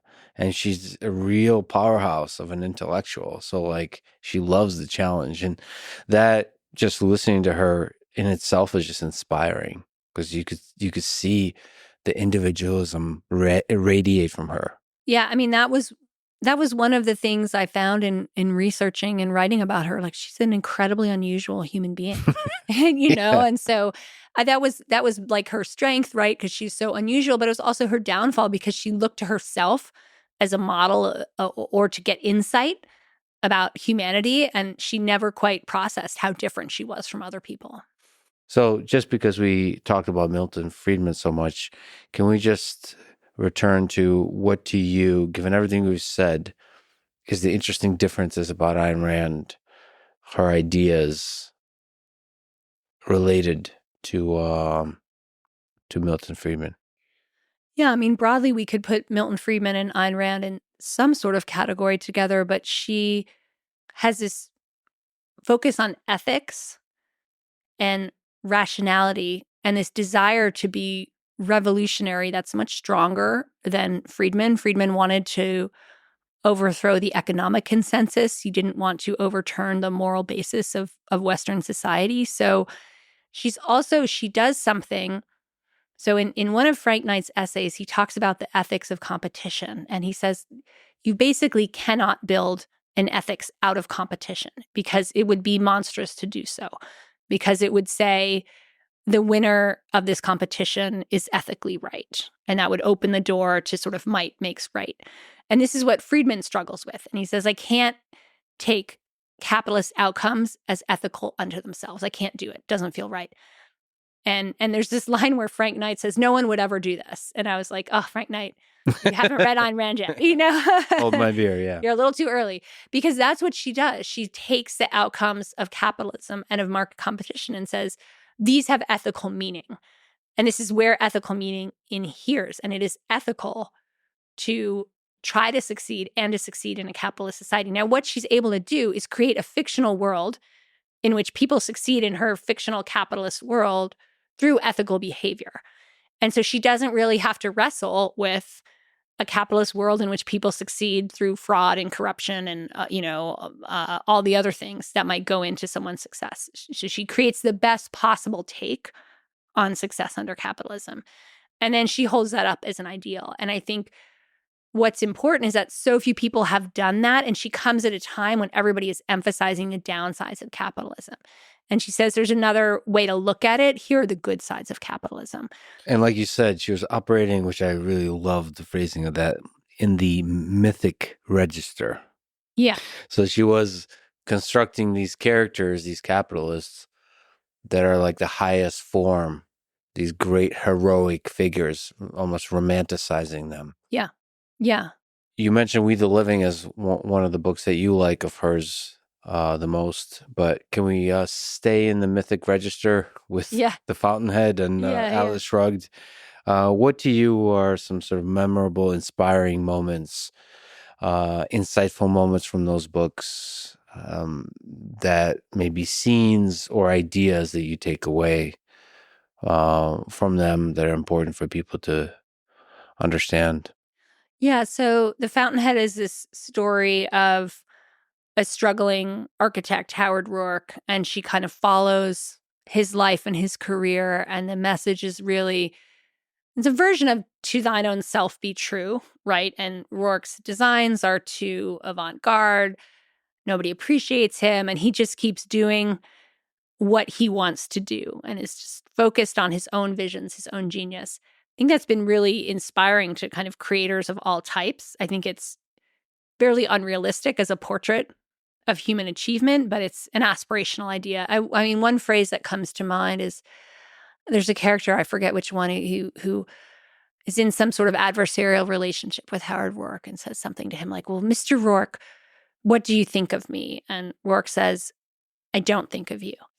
And that to Rand was the ideal. You're not thinking of other people. You're an island unto yourself. You're focused on your own goals, your own capacities, and you're not doing it to impress other people or to be better than other people or to dominate other people. You're doing it because you're sort of expressing your inner soul in a way. So that has been very captivating to so many. And The Fountainhead is one of those books we talked about that causes, people read it and they make changes in their life or they feel called to their higher self. And I think there's also the scene where Rourke, with the dean of architecture at school, that's speaking to what you're saying, I think to me is inspiring. So this is the dean of architecture that expels Rourke, and it brings him into a meeting thinking Rourke will plead for a second chance. And the dean says that Rourke's work is contrary to every principle we have tried to teach you, contrary to all established precedents and traditions of art. Do you mean to tell me that you're thinking seriously of building that way when and if you are an architect? And then In a gangster-like way, Rourke says yes. And then the dean asks, "My dear fellow, who will let you?" And Rourke replies, "That's not the point. The point is, who will stop me?" Yes. I mean, Rand's coming from communist Russia, but it Yeah. has a bit of the don't mess with Texas flavor. I might say it. That really resonates with this idea of anyone who's felt like they're, fighting the powers that be. It's interesting. I thought you might be going to the quote where he says something like, I inherit no tradition.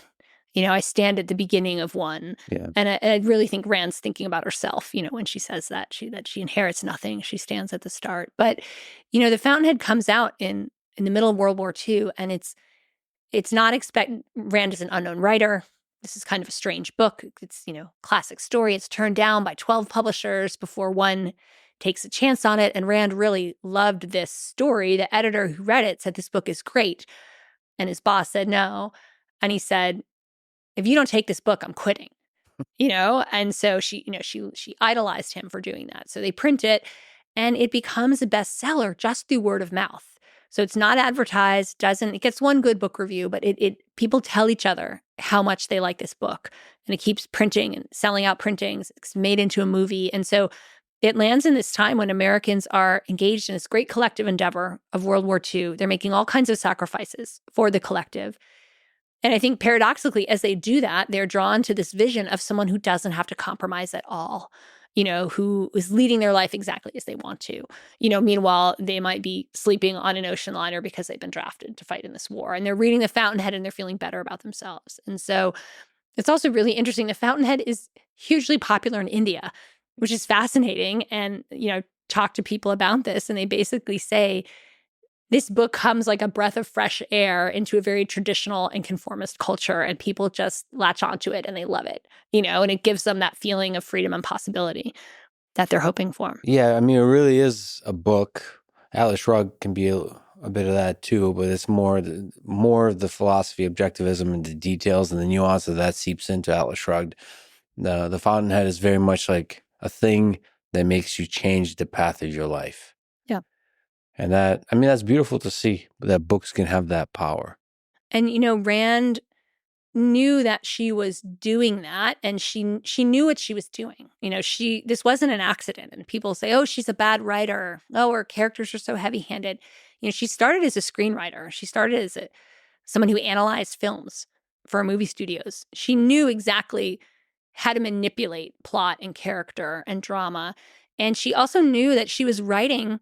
People say, "Oh, Rand is for, adolescents. Adolescent teenagers love Rand." And that's kind of who she was writing for. And she said, "I'm writing for people as they start out on their life and they're thinking about who they want to be." So she's not writing, for the weary middle-aged. She's writing for the young who are looking for inspiration.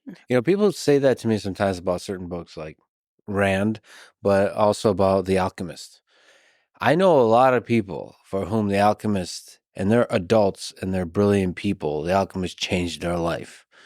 And the same can be said about The Fountainhead. Yeah. I sometimes get criticized for using words that are too simple.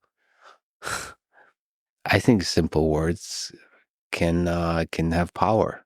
And the cliche thing sometimes needs to be said.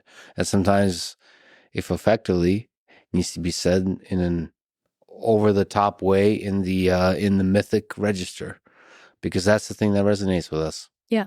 Because we are like heroes of our own story, and we need to hear that message sometimes to take the bold step, to take the risk, to take the leap. Yeah, and I mean, the other thing, she knew she was doing kind of propaganda in a way. She was like, "I'm doing pro-capitalist propaganda." She has a degree from the University of Leningrad. She's raised up in Soviet Russia. She said, we need to present the case for the other side in the same way. And that's what she did. Why do you think she's so divisive? People either love her or hate her. I mean, I think it's because of that purity that I'm willing to say, sort of, you get what you deserve, and that kind of lack of charity. And part of that in her work is because she creates this fictional world where she can set everything up just so. And so you don't have contingency or accident or bad luck, or you don't really have a lot of children. You don't have handicap. You just have this idealized world. And I think it's really infuriating for people who feel that's so inaccurate. How can you be deriving a social theory and philosophy around this? And how can you be missing what seems to many people she's missing the kind of ethical instinct or the altruistic or charitable instinct? And so they just become enraged at that, and they don't want to see anyone go that far, and they're outraged that someone went that far, that did the thing that Frank Knight said no one would do. Yeah, it's very unsettling. Would you say that's her main blind spot, the main flaw of objectivism is just how black and white it paints the world? Or if not, I mean, what would you say are the flaws of objectivism? So, I mean, the big flaw is that it's justified through a fictional world. It's not justified through reference to the real world. It's not empirical in a way. It's not. And Rand herself would say this. She's not writing about things how they are, but how they should be. And so that idealism, it just really undermines it as a mechanism to understand where we're actually living. And that is a big contrast with Milton Friedman, who would focus on how things are versus how things should be. And then I think it's the problem of elevating rationality over any other mode of insight or thinking. And so what happens in Rand's life, and I describe this in some detail in the book, is she essentially creates a cult of reason around her. And people who are drawn into this cult, it's called the Collective. It's a group of young people in New York City who are drawn to her work. And she's already famous, but she's writing Atlas Shrugged. And so she's sharing drafts of Atlas Shrugged as she goes along. And one of the members of the Collective, to bring all of this together, is Alan Greenspan, who later be head of the Federal Reserve. And he's incredibly taken with her. He's one of these people who says, I was a narrow technical thinker. I never thought about ethics or politics or anything bigger until I met Ayn Rand, and she really opened my mind. So he's part of this tight-knit group. But over time, in this tight-knit group, they think of themselves, we are all individualists. We're dedicated to individualism and capitalism. We're different than everybody else. Over time, they all come to share Ayn Rand's views and opinions on everything from music to art to clothes. She gets a dining room table, and a bunch of them get the same dining room table. And it becomes incredibly conformist because they've all believe they're acting rationally. And they believe that to act rationally is to agree with Ayn Rand. And they believe there's no other way to make decisions than rationality. And so to disagree with her is to be irrational. They don't want to be irrational. So people get really caught up in this very damaging cult-like circle around her. Plus, for a cult of reason, they get awfully emotional when there's any disagreement with Ayn Rand. Yeah. I mean, it's kind of hilarious. It's absurd, but it's also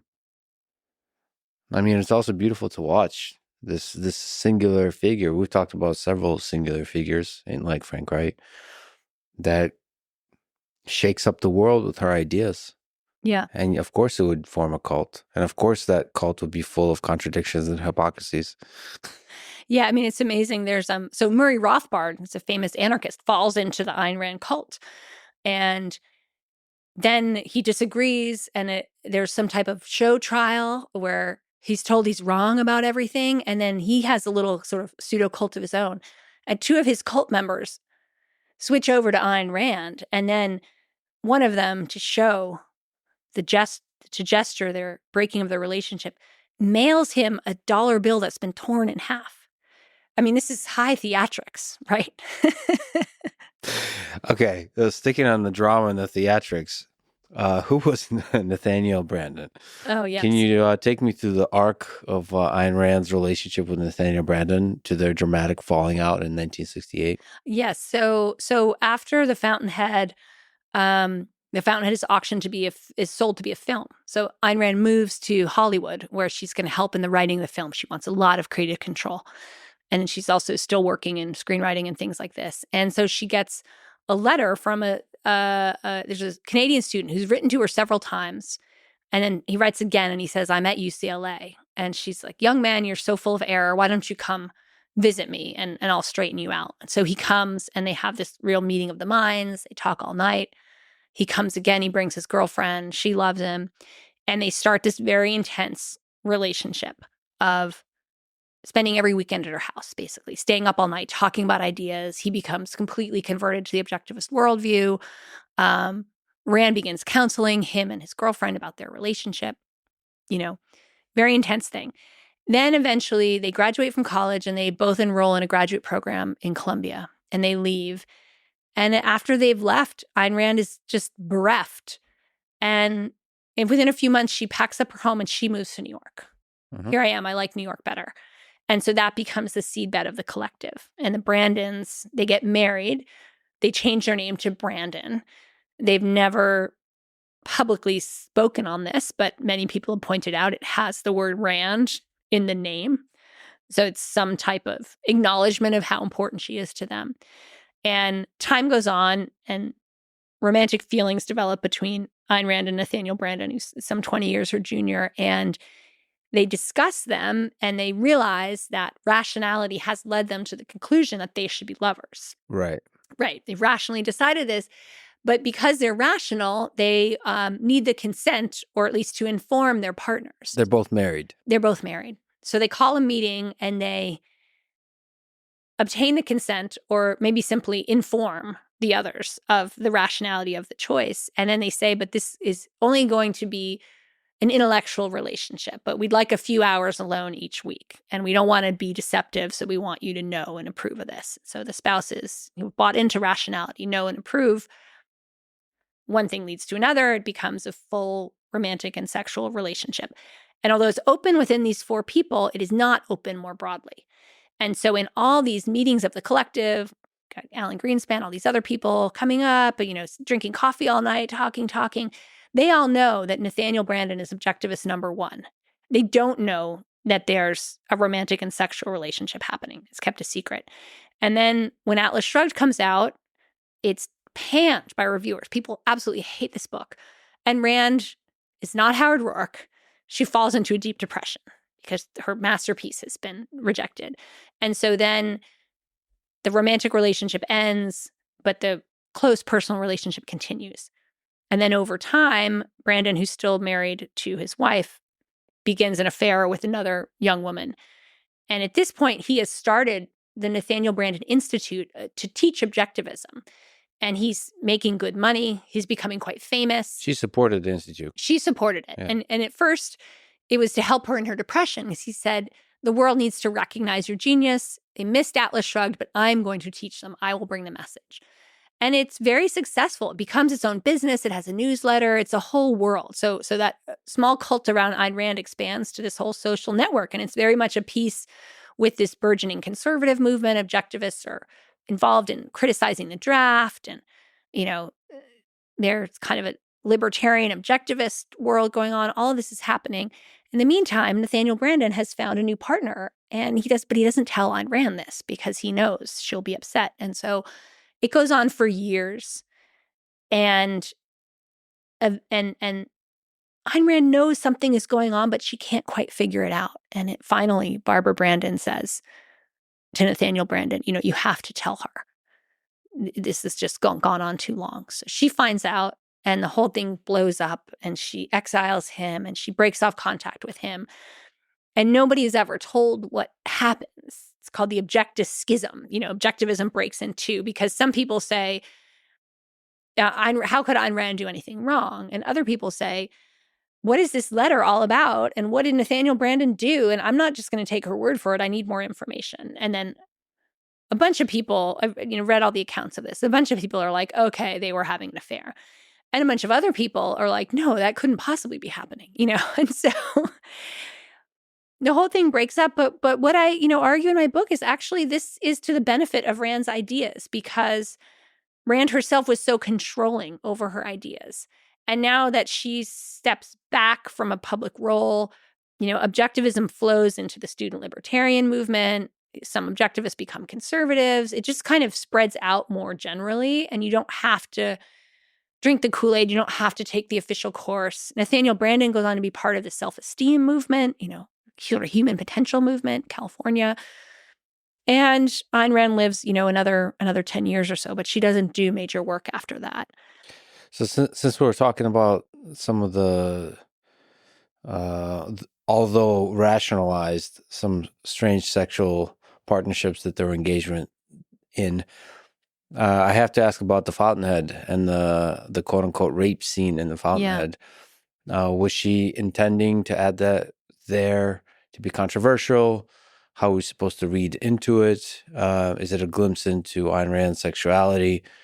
And maybe broadly, we can say, well, what was her view on this, on sexuality, on sex, on power dynamics and relationships? Yeah, I mean, there's also an objectivist theory of sexuality that probably the least convincing of all the parts of objectivism. And it goes something like your sexual desires express your highest values. And they are related in some ways to your rationality, right? Which is also related to your highest values. So for her, that explained her attraction to Nathaniel Branden and Nathaniel Branden's attraction to her was a function of their highest values. And in fact, Branden imbibed this so deeply that the fact that he was later drawn sexually to a woman who was not particularly accomplished, but was beautiful, caused him deep anguish and guilt for being non-objectivist. So this is the objectivist theory. Then the gender politics are just crazy. And we have to kind of back up and think, okay, so who is Ayn Rand? She's born Elisa Rosenbaum in Russia. She is someone who stands out from the crowd from the beginning. She never really fits in. She's not conventionally beautiful by any stretch of the imagination. She struggles with her weight. She doesn't consider herself to have a beautiful face. She's very independent. She meets none of the metrics of traditional femininity at all. She finds love with a man who is very handsome but very passive. Yet she writes in all her fiction about strong, manly heroes. So this seems to be like a projection. The man she's actually with is not a strong, manly hero. The hero she writes about, she probably wouldn't be able to be in the same room with them for more than 1 minute before they got in a raging argument, right? And then she develops this theory about women and men, in that a woman should worship her man, and a woman finds her true expression in worshiping the man she's with. So again, this is not at all how Ayn Rand lives her life. This is like this, I would say, compensatory theory for her lack of ability to conform to the gender norms of her day. She then articulates them in a very strong and almost distorted and exaggerated way to compensate for the fact that she doesn't actually meet them, can't actually enact them. The rape scene, to some degree, embodies that idea that to some degree, that the woman should worship the man. I tend to read it more in terms of literary genre. So Rand is a screenwriter, a consumer of movies, and that rape scene is like paradigmatic for the romance genre. In other words, these like pulpy romance novels. Mm-hmm. Yeah.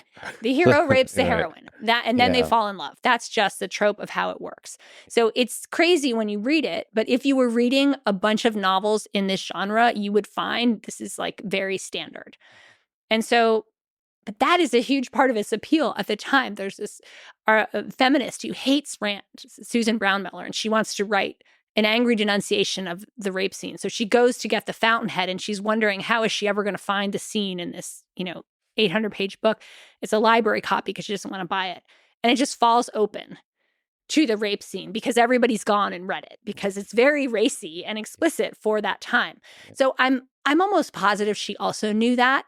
Like, if I put in this kind of taboo breaking sex scene, that's also going to probably be why people tell their friends about it. So I think it's a mess. I think all of the gender and sexuality stuff that she states is just a total mess. I think it also reminds me of another guy related, Friedrich Nietzsche, who had very strong opinions on women and wrote about what women's role in society should be and different power dynamics and relationships and all that kind of stuff, when he himself really had trouble getting laid. Yeah. And so you have to sort of always maybe chuckle or take with a grain of salt the analysis of power dynamics and relationship from these figures, which failed in many regards in their own private life. You mentioned feminist. Would you consider Ayn Rand a feminist? I mean, she's almost an anti-feminist, because she then goes on and um, someone writes her a letter about like, should there be a female president or something? This is like the beginning of feminism. And she says, no, no woman should ever be president because if she's president, she wouldn't be able to look up to any man because she would be so powerful. And therefore she would be like corrupt and like rotten in the soul and like unfit to be a leader. And it just makes no sense. But that said, she's a woman and she's one of the most powerful intellects in the 20th century. Yeah. And so it's the contradictions. I mean, Nietzsche is full of contradictions of this sort. That the very fact that she's one of the most powerful minds in history, to me, means that she is a feminist in the spirit she embodies, right? In what she represents. I mean, she lived the ideals of individualism in her life and set aside gender norms in her own life, but she did not see herself as part of she did not see herself as doing this for the benefit of other women or to change society's views about women. There was no collective essence to it. So if feminism has some sort of collective aspect to it, or at least some identification, one needs to identify with a broader category of women and feel they're acting in behalf of that. She's definitely not doing that.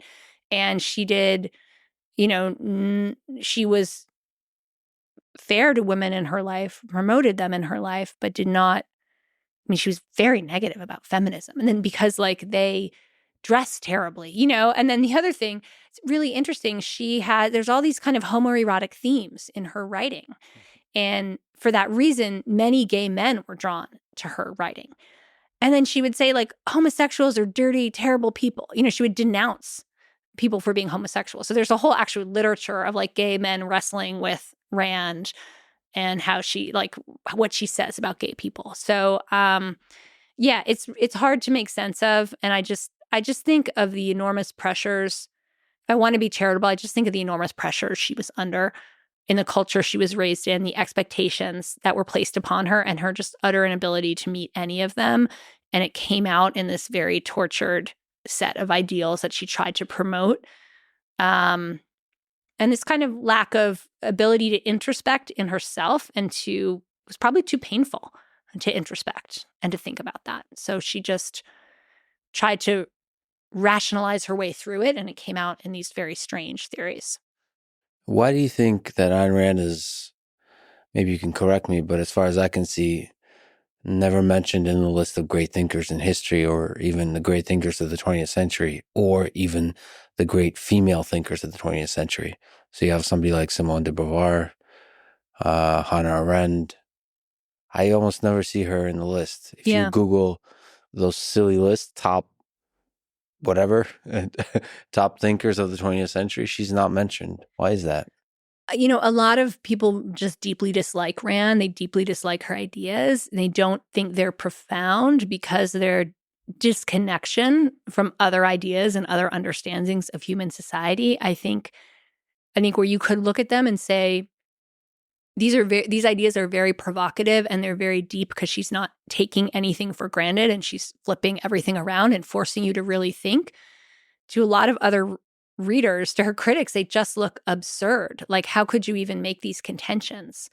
And I think that because she's not without precedents and she's not without followers, but she doesn't knit herself into an intellectual community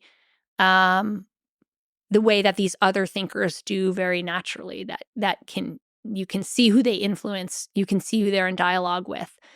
I think my book was one of the first to really take Rand and say, she's a figure in American history. Here's who she's connected to. Here's who she's influenced. And I got a lot of pushback for that. I think now people are more open to it. But I think the people who compile these lists really dislike her work, and they think it's shallow because they find her fiction overdrawn. They find her work in the mythic register simple. And she's also a grand systematic thinker in an age that's over systems. She's creating an inverse Marxism, right? Marx was writing in 1848. He's not a thinker of the mid-20th century. So I think that's part of it. The lack of a legacy and the dislike of what she had to say and the feeling that she's too detached. Her insights are not insights because they're too idealized rather than being rooted in a theory of human nature that people find plausible. You study and write about history of ideas in the United States over the past 100 years, 100 plus years. Well, how do you think ideas evolve and gain power over the populace, over our government, over culture? Just looking at evolution of ideas as they dance and challenge each other and play in public discourse. What do you think is the mechanism by which they take hold and have influence? Yeah, I mean, there's a couple different ways I think it happens. I really am interested in the relationship between the thinker and then the reader and the interpreter of the ideas, and then the conditions on the ground that make that idea resonate or not resonate. And so I think a lot. So as an intellectual historian, I'm studying ideas and I'm always putting them in their historical context. Like, what is happening that is making these things resonate, that is making them, people seek them out. So for Rand's case, she has this credibility because of her experience of communism, which is one of these defining moments of the time. And then I think the idea comes out in a sort of pure form, and then other people rework it and reshape it as they read it. And I'm really interested in how people form communities around these ideas. So a bunch of people started calling themselves objectivists and getting together to read Rand's work. That was spontaneous and ground up and wasn't supported by any money. Nobody planned it. It just happened. Friedman's a different case in that he joins an established tradition of thought that's been institutionalized in universities. So people are signing up and paying money and getting credentialed to learn these ideas. So to my mind, these are two different ways, but really emblematic ways of how ideas spread. So Rand, I think of as more bottom up, like people encounter the idea in a book. They're kind of blown away by it, or they imbibe it without even realizing they're imbibing it. And then they're like, well, maybe I don't like Franklin Roosevelt so much, or maybe I'll look another time at Barry Goldwater. And then whereas Friedman, you get the idea more top down. I know I'm getting the idea. I know I'm being positioned within a sort of elite discourse of economics. And so I think they kind of go top down and bottom up, and then they hit the events, right? Friedman's ideas wouldn't have gone anywhere without that episode of stagflation that really made people think they proved out. And I think Rand's ideas really caught fire in Cold War America that's looking for a statement of like, what does it mean to be an individual? What does it mean to live in this mass society? Because it's also a time of great social conformity and where people are suddenly, they're working for large corporations. They've been served in a large military. The United States is stepping out onto the world stage. Everything is bigger. What does it mean to be an individual in that world? And that's where Rand's ideas catch fire. So I think a lot about that, about how they trickle through different levels of society and then how ideas collide with experience, I think is critical. What do you think about like when they actually take power in government? So I think about ideas like Marxism and how that evolves into the Bolshevik Revolution and how that like takes hold in its implementations. Or you can think about Nazism and with Hitler, where it goes from a small number of people that get real excited about a thing and then like somehow just becomes viral and takes hold in power, and then that has its consequences.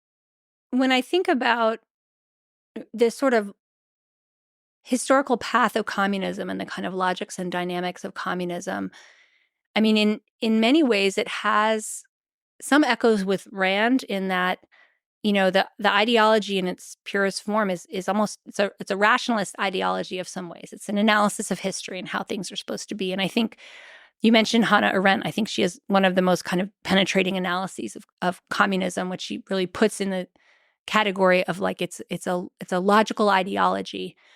Logic leads inexorably to its conclusions, and then experience crops up, and experience is different. And what is a sort of cult of rationality do when it hits experience? Well, it tries to bend experience to its will. And that, I think, is really the story of communism writ large. So the question, though, is why does it catch fire? Why does it draw people into political allegiance? I think in the case of communism, it's this dream of a more ethical world, dream of equality, dream of the powerless rising up against the powerful. I mean, that's that's drawn in so many. And then you had the whole addition of Leninism, which gave a kind of international cast to that and helped people think about what are the relations between poorer and richer countries and what can we expect out of them and what might happen, gave a sort of a framework for thinking about that in a time when the world was becoming more interconnected and those differences were becoming more obvious. Fascism to me is unleashing more something primal, something sort of dark and primal within people. And it's more a permission structure to indulge in that is normally not there. Those impulses are normally channeled or held down. And it seems that when the fascist regimes come into power, they give people permission to let those forces out. I think on communism, going back to that lecture that Ayn Rand gave, I think what rings true to me a little bit is that what fuels it is a kind of maybe not resentment, but envy towards the people that have the have-nots versus the haves. And there's some degree to which Nazism has the same of envy towards some group, resentment towards some group. So it's given the environment of hard times, hard economic times, combined with the more primal just envy of not having and seeing somebody who has it and just constructing a narrative around that can become a real viral idea. Yeah, it seems like communism is more animated by this idea of injustice. The world is unjust. It should be different.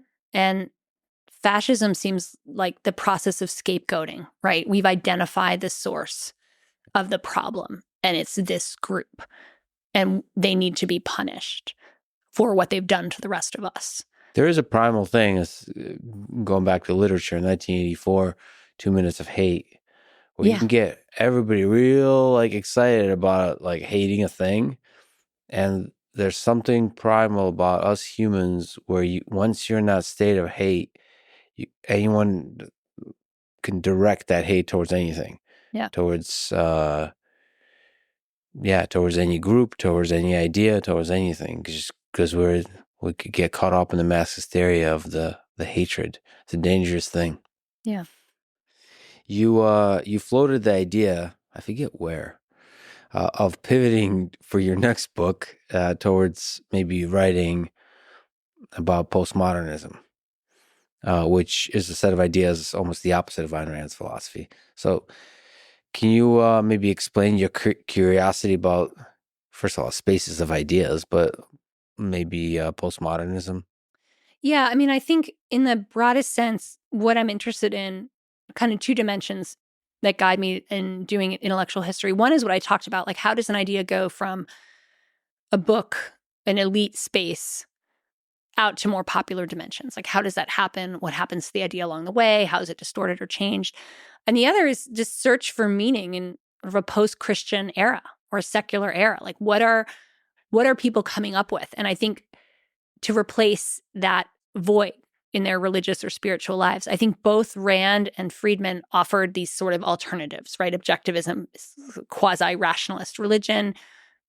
People take economics as a theory of the world that you can almost believe in it, right? It can almost take that place. And in both cases, how do those ideas travel? When I think about postmodernism, it first struck me, if you read the original postmodern thinkers, it's really tough going. I mean, I make my students do it and they suffer.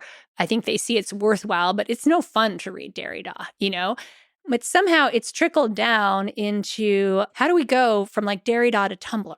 Mm-hmm. And I sort of realized oh, this has happened with postmodernism. It's followed the same path, that say from Milton Friedman's economic theory to, free to choose on YouTube. We've had a similar path of, high French theory down to Tumblr and, I sexually identify as an attack helicopter or whatever it may be, And so that was really interesting.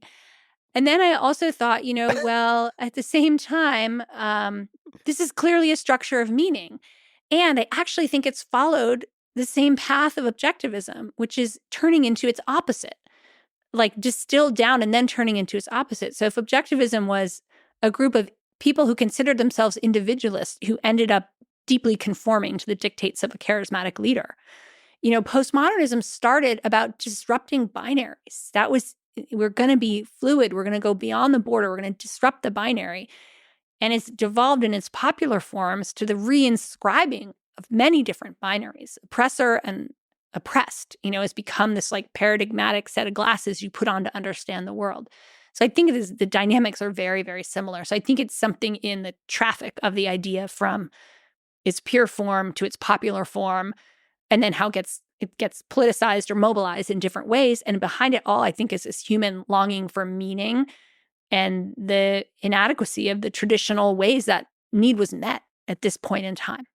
By the way, that going from pure form to popular form, I remember, this might be before the internet, but when I was in college reading Derrida and Foucault and like not knowing context at all, it was just interesting. All right, this is like I'm able to read pure encapsulations of an idea and just kind of like, oh, all right, well, that person believes that.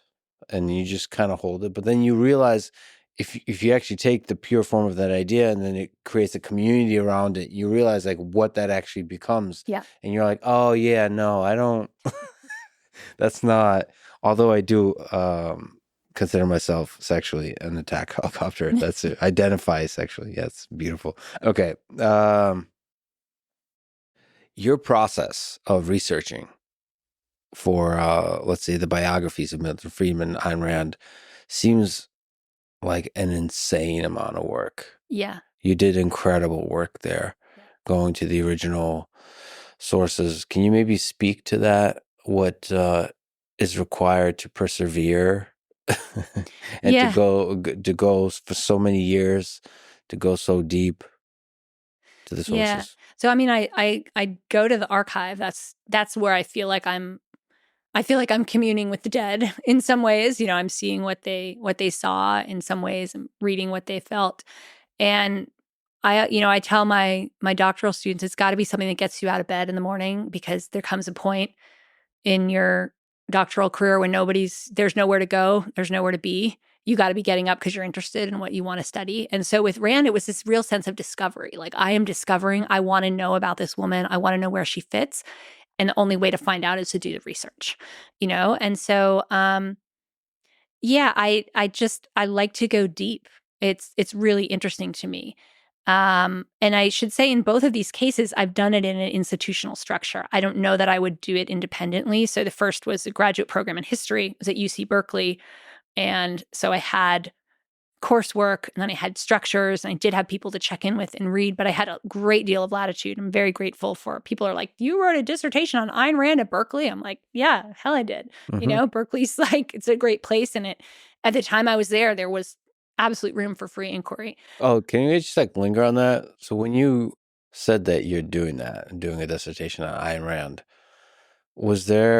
did people get upset?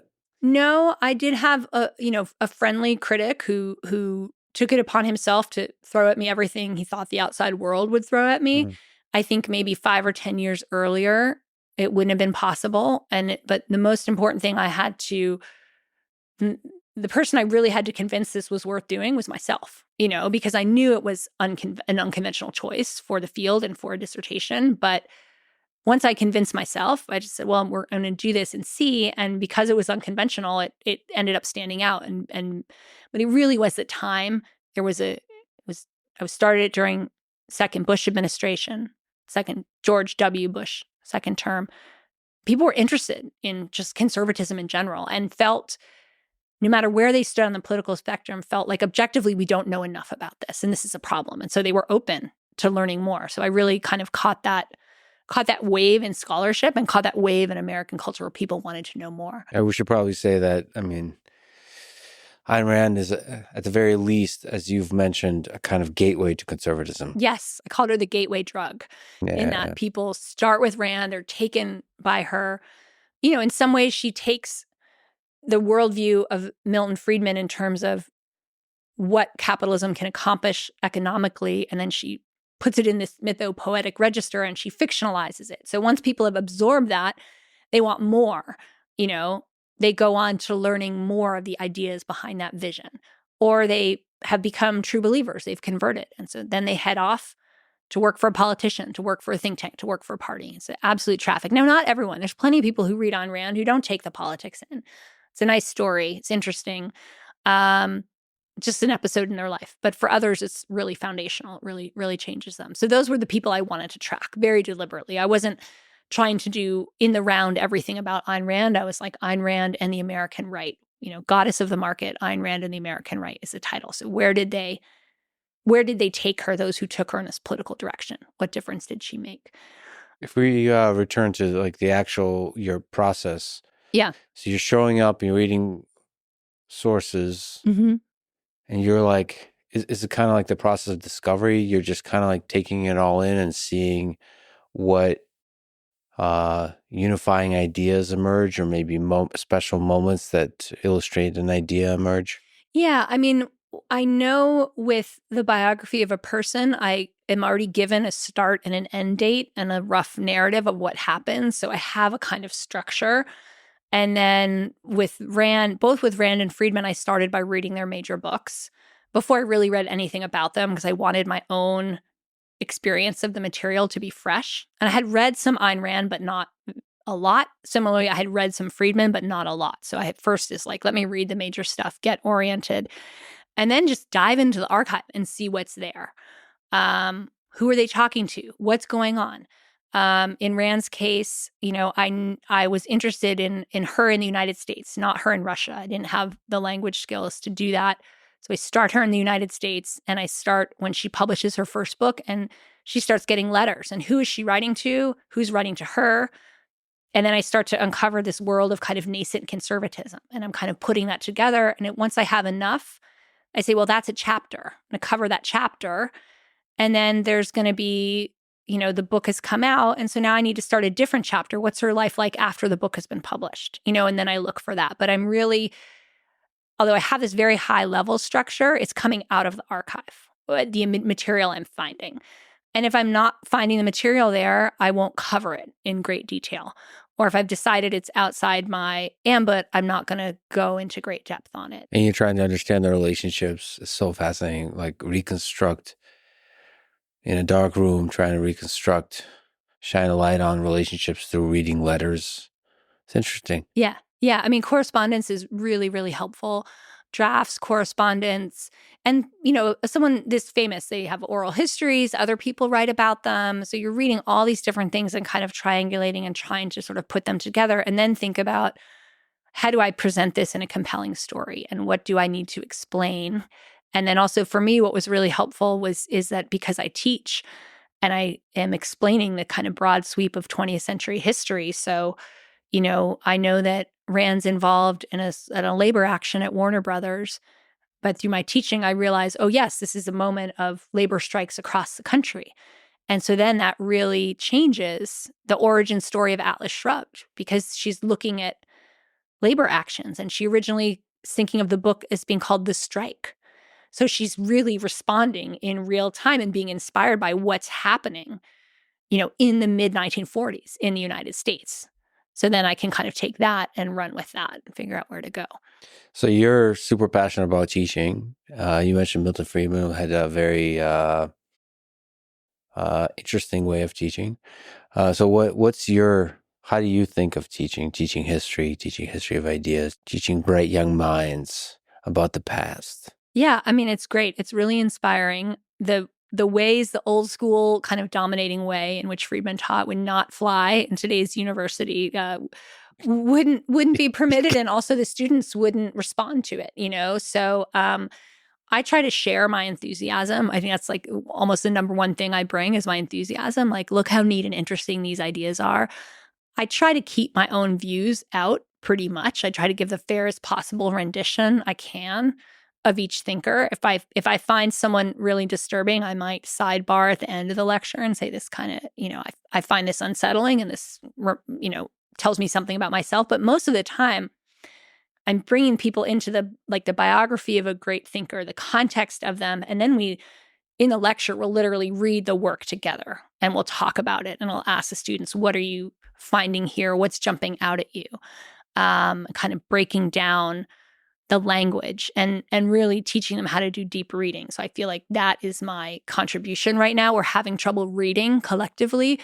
We're having trouble paying attention collectively. And I'm trying to cultivate their skills to doing that and showing them how I do it, and also modeling, like, this is how I would read a text. This is what jumps out to me when I look at, Thomas Kuhn or something like this. And just show them that studying a history of ideas is really fun. I feel incredibly privileged to do it, And the other thing is, I think this is the time for students in college figuring out who they are. Their minds are developing and growing. They can really handle complicated, hard ideas.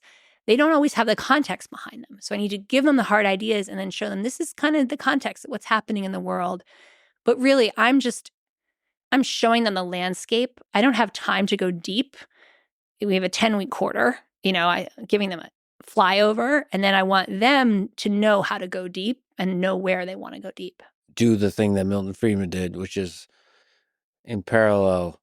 Have do their own parallel curriculum. Exactly. What advice would you give in terms of reading about ideas you agree with and reading ideas you disagree with? I mean, even though I think the passion is important for the teaching of the ideas, like dispassion is more important for the reading and understanding of them. So a lot of people have said to me, like, I could never write about Ayn Rand. Like, she makes me so angry, and I've never become, I don't get angry reading her. Like, I'm like, oh, there you go again, or like, well, that's going to cause trouble, lady, and so, I guess I'm approaching it with a sort of charity, but also with I don't have huge expectations. I'm not expecting to have the light shine on me. I'm not expecting to agree. I'm like, I can be very clinical about it. So that's what's worked for me. It might not work for others, and then I just try to find the humor in it.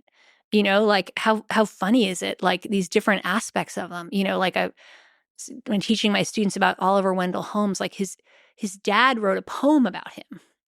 He called him the astronaut, about how he came from outer space. He seemed like he came from outer space. I'm like, this is his dad's view of his son.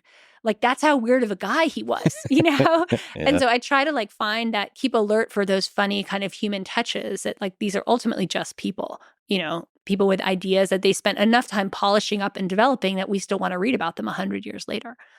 What about the dramatic formulation of that same question? Do you think there's some ideas that are good and some that are evil? Do you think we can draw such lines, or is it more complicated, like the old Solzhenitsyn line between good and evil that runs to the heart of every person? I mean, I philosophically agree with Solzhenitsyn for sure. I do think some ideas pull on the good side and some ideas pull on the bad side, like absolutely. And I think that's probably why people dislike Rand so much, is they feel like she's giving license to the bad side. And she's saying it's okay to be selfish and it's okay. They feel like she's unloosing the dark forces. And, in some cases that may be true, but she's also unloosing some of the light forces in terms of reflecting on yourself and trying to be true. But definitely there are ideas that are dangerous to play with. And there are ideas that I think give license to the darker sides of human nature. But I think you can see that in the historical record. So I think that it's possible to show that.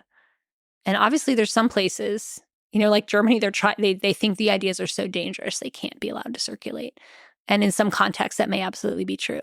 And then still, even that we should take with a grain of salt, because perhaps censorship of an idea is more dangerous than the idea. So all of that's the beautiful thing about us humans. We're always at tension, trying to figure out what ideas are the ones that are going to help humanity flourish.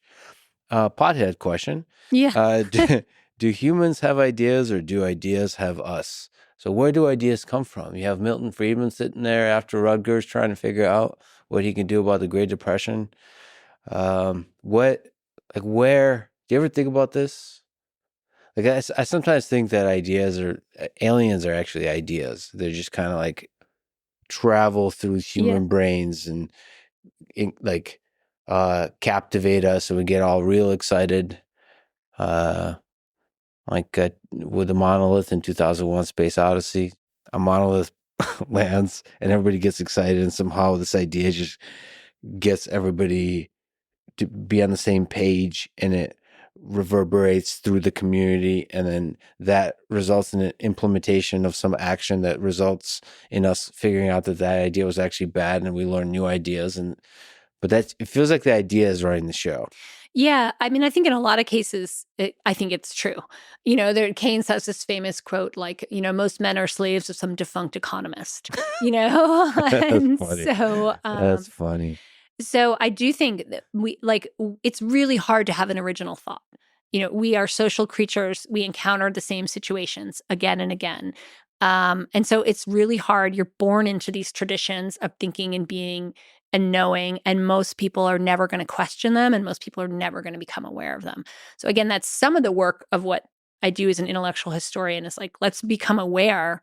Let's realize that you're carrying a map that's orienting you to the world in a certain way, right? And so I think you have to work really, really hard to have an original idea. And even then, it's not a completely original idea. It's a reworking and a reassembling of ideas others have had. So I definitely think it's possible to create autonomy in the realm of ideas and to be an autonomous consumer of ideas. But I think on balance, most people are not. And that's fine. They want to have experiences. They want to do other things with their life, Well, Jennifer, thank you so much for this journey through ideas today. And thank you so much for your incredible work. It was really fun and fascinating to talk with you today. Thank you. Thank you. Thank you for listening to this conversation with Jennifer Burns. And now, let me try to reflect on and articulate some things I've been thinking about. If you'd like to submit questions or topics that I can comment on in this way here at the end of episodes, go to lexfriedman.com/AMA or contact me for whatever other reason at lexfriedman.com/contact. Please allow me to say a few words about my interview with the president of Ukraine, Volodymyr Zelenskyy. Now that a few days have passed and I've had the chance to think about the conversation itself, the response, future upcoming conversations, and what it all means for the war in Ukraine, for global geopolitics, and for us humans in general. I've gotten a lot of heartfelt, positive words from all sides, including, at least so far, literally everybody who knows me personally inside Ukraine, which includes a lot of soldiers and many high-profile figures, some who are supportive of the president and some who are critical of him. Literally all private communication has been positive and supportive. This is usually not the case with me. Friends usually will write to me to criticize and to disagree. That's the whole point of friendship. To argue and have fun doing it. There was none of that here, at least so far. So thank you for your support and kind words. It means the world. The most common message was, please keep pushing for peace. I will. But online, on the interwebs, I saw a lot of attacks, sometimes from swarms of online accounts, which of course makes me suspicious about the origin of those attacks. One of my friends in Ukraine, who by the way thinks the attacks are all propped up by Ukrainian bot farms, said there's no need to say anything extra. Let the interview stand on its own. Just keep focused on the mission of pushing for peace. Basically, he's a Ukrainian version of my other friend, Joe Rogan, who to this day says, don't read the comments. This is generally good advice, and I try to follow it. But I'm also a human being. I wear my heart on my sleeve, and this interview, this war, for me, is deeply personal. And the level of vitriol, misrepresentation, and lies about the conversation and about me personally was particularly intense and disingenuous. So I thought I would use this opportunity to say a few words, just speak a bit more about how I approached this conversation with President Zelenskyy and conversations in general. This interview is something I poured my heart and soul into, preparing a lot. I've described parts of the preparation process I follow in the outro to the Zelenskyy conversation. But in general, let me say that I've read a lot, listened to a lot, and had a lot of private conversations with people on the ground. I have many flaws, but being unprepared for this conversation is not one of them. 2 low-effort attacks got to me a bit, if I'm being honest, though I am learning to take it all in stride. First attack is that I'm unprepared, uninformed, or naive. I don't give a damn about the trolls, but I want people who listen to me, who support me, who care about my words to know that this is not the case. It never will be the case for future conversations, especially ones of this importance. I work extremely hard to prepare. Second low-effort attack that got to me a bit is that I'm a shill for Zelenskyy or a shill for Putin. Both accusations were hurled readily and freely by the online mob of all persuasions, by the left and the right in the United States and Europe, by the pro and the anti-Zelenskyy people in Ukraine or of Ukrainian origins, and by the pro and anti-Putin people in Russia or of Russian origins. As I've said over and over, this is not the case and will never be the case. I'm a shill for no one. More than that, I just simply refuse to be caught in any one single echo chamber. It's an ongoing battle, of course, because social media algorithms and the various dogmatic groups and tribes out there want to pull you in to their warm embrace of belonging, and humans want to belong. But the cost of the path I have chosen is that I will never belong to any one group. In the end, like many of us must, I walk alone. And I try to do my best to do what is right, to my independent heart and mind, not what is popular with any one group. My goals for this conversation were twofold.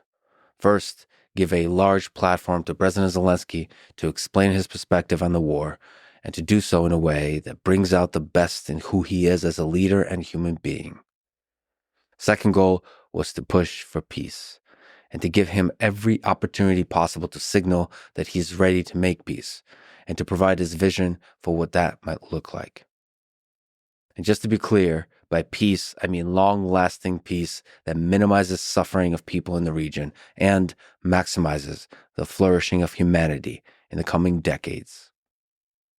The war in Ukraine has led to over 1 million casualties and growing every single day. For some people, torn apart by loss, tormented and forced into a state of anger and hate, peace is a dirty word. To them, nothing less than justice must be accepted. I hear this pain. I've seen the bodies and the suffering.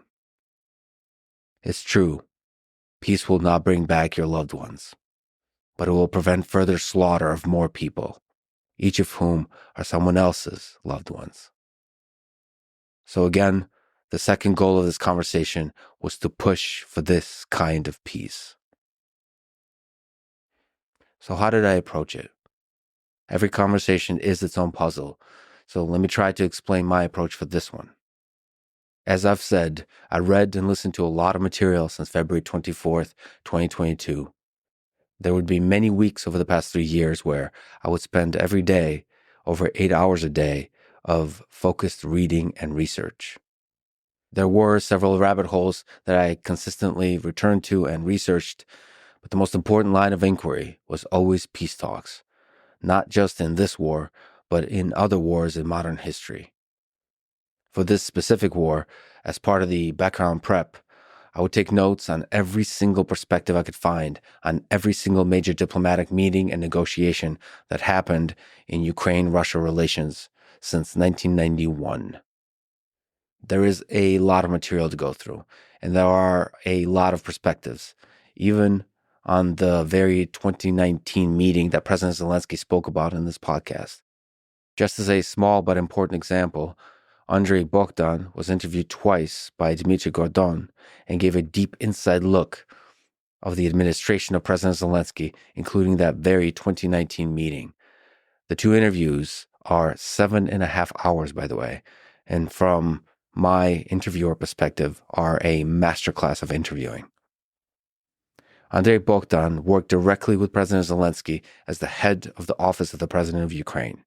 He was there for the 2019 face-to-face meeting between Volodymyr Zelenskyy and Vladimir Putin at the Paris summit, along with French President Emmanuel Macron and German Chancellor Angela Merkel. This was part of the Normandy format peace talks. In those two interviews, Andrei Bogdan gave a very different perspective on that 2019 meeting than did President Zelenskyy to me in our conversation. The perspective being that the failure to negotiate a ceasefire and peace was not a simple one-sided story. I don't think this is the right time for me to dive into that data point and be critical. I'm not interested in being critical for the sake of criticism. I am interested, once again, in productive conversations, critical or otherwise, that push towards peace, the kind I described earlier. This is merely an example of a data point I was collecting in my brain. There are many, many others. But all of it taken together made it clear to me, and I still believe this, that it is indeed very difficult, but possible, to negotiate long-lasting peace with Vladimir Putin. It is certainly true that Ukraine is best positioned to negotiate from a place of strength. After the invasion of February 24th, 2022, I believe there were 3 chances where peace was most achievable. First chance was March and April of 2022 with a successful defense of the North. Second chance was the fall of 2022 with the successful counteroffensive in Kherson and Kharkiv. The third chance is now. As he has stated multiple times publicly, Donald Trump is very interested in making peace. It is likely that the U.S. financial support for this war will continue to dwindle. So, the leverage and the timing for peace negotiation is now. There is unlikely to be another chance like this for a long time. Just to zoom out on the conversation piece of this, I interviewed Donald Trump and may do so again. I interviewed Volodymyr Zelenskyy and may do so again. And it seems likely that I will interview Vladimir Putin in Russia, in the Kremlin. I understand the risks and I accept them. The risks for me are not important. I'm not important. I merely want to do my small part in pushing for peace in a moment in history when there's a real chance for that peace to actually be achieved. I may be speaking too long, I'm sorry, but I can probably speak for many more hours, so this is in fact me trying to be brief. So again, my 2 goals were to bring out the best in President Zelenskyy as a leader and a human being, and to give him every opportunity possible to signal that he is ready to make peace, and to lay out his vision for what that peace might look like. Like I said, step 1 through 10 is prepare well. I did.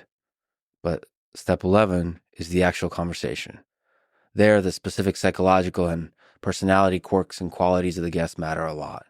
My job is to try to cut through the bullshit walls we put up as human beings and reveal, directly or indirectly, who the person truly is and how they think.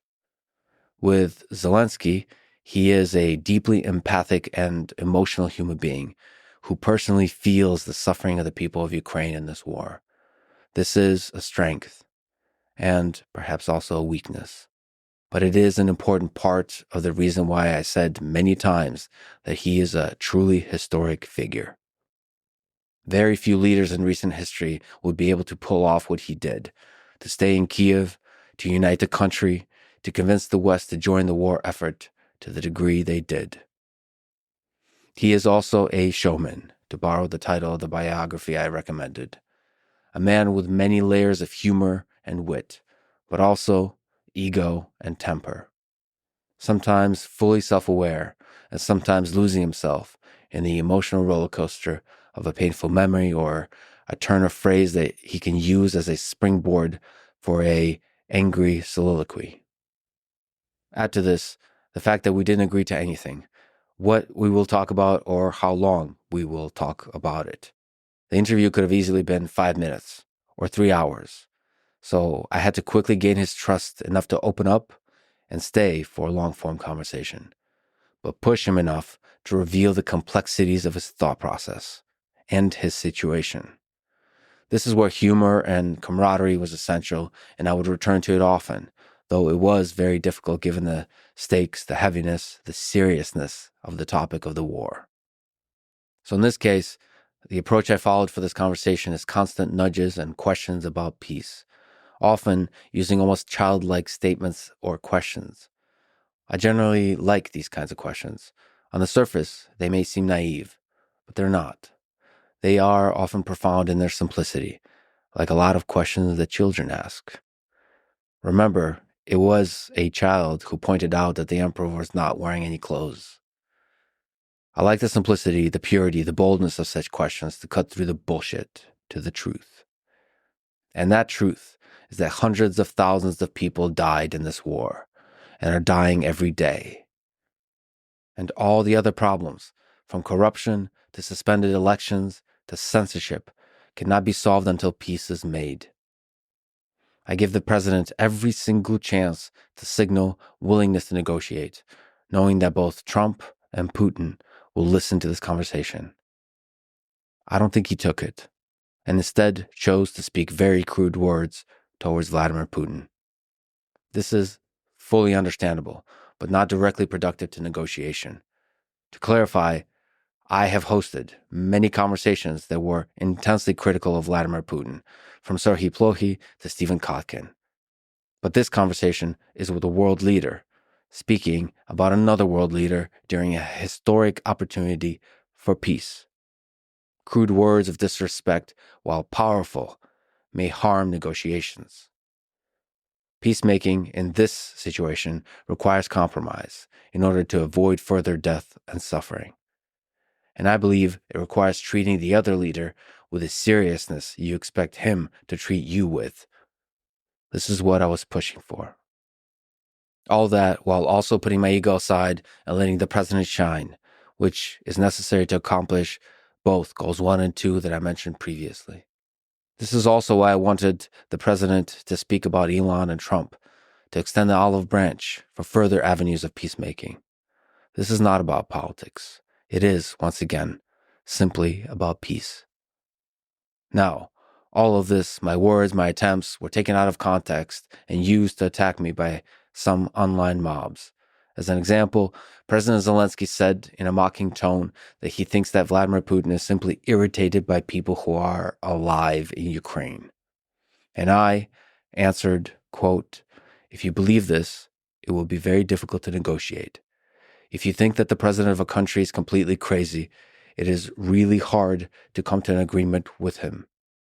You have to look at him as a serious person who loves his country and loves the people in his country.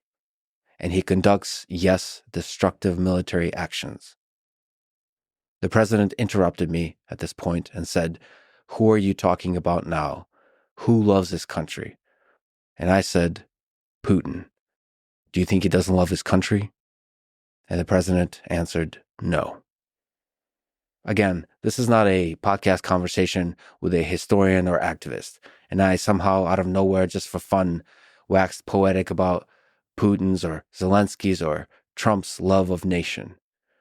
It is a conversation with a world leader discussing the opportunity to negotiate peace when a large number of people are dying every single day. Even if the heart boils over with hate, leadership now requires sitting at the negotiation table and compromising. This may be painful, but it is necessary. There are a few other places in the conversation where some online mobs took my words out of context and used them to call me naive and to call for more war, saying peace is impossible with a man who they claim is the second coming of Hitler. My friends, if you make such attacks on this conversation, it is in fact you who are naive and ignorant of the facts of history and geopolitics. Peace must be made now, in order for death and suffering to stop, in order for Ukraine to have a chance to flourish, and in order for the drums of a global war to stop beating. A global war that would cripple humanity. This was my goal. Once again, to push for peace. And I will continue this effort to the best of my ability.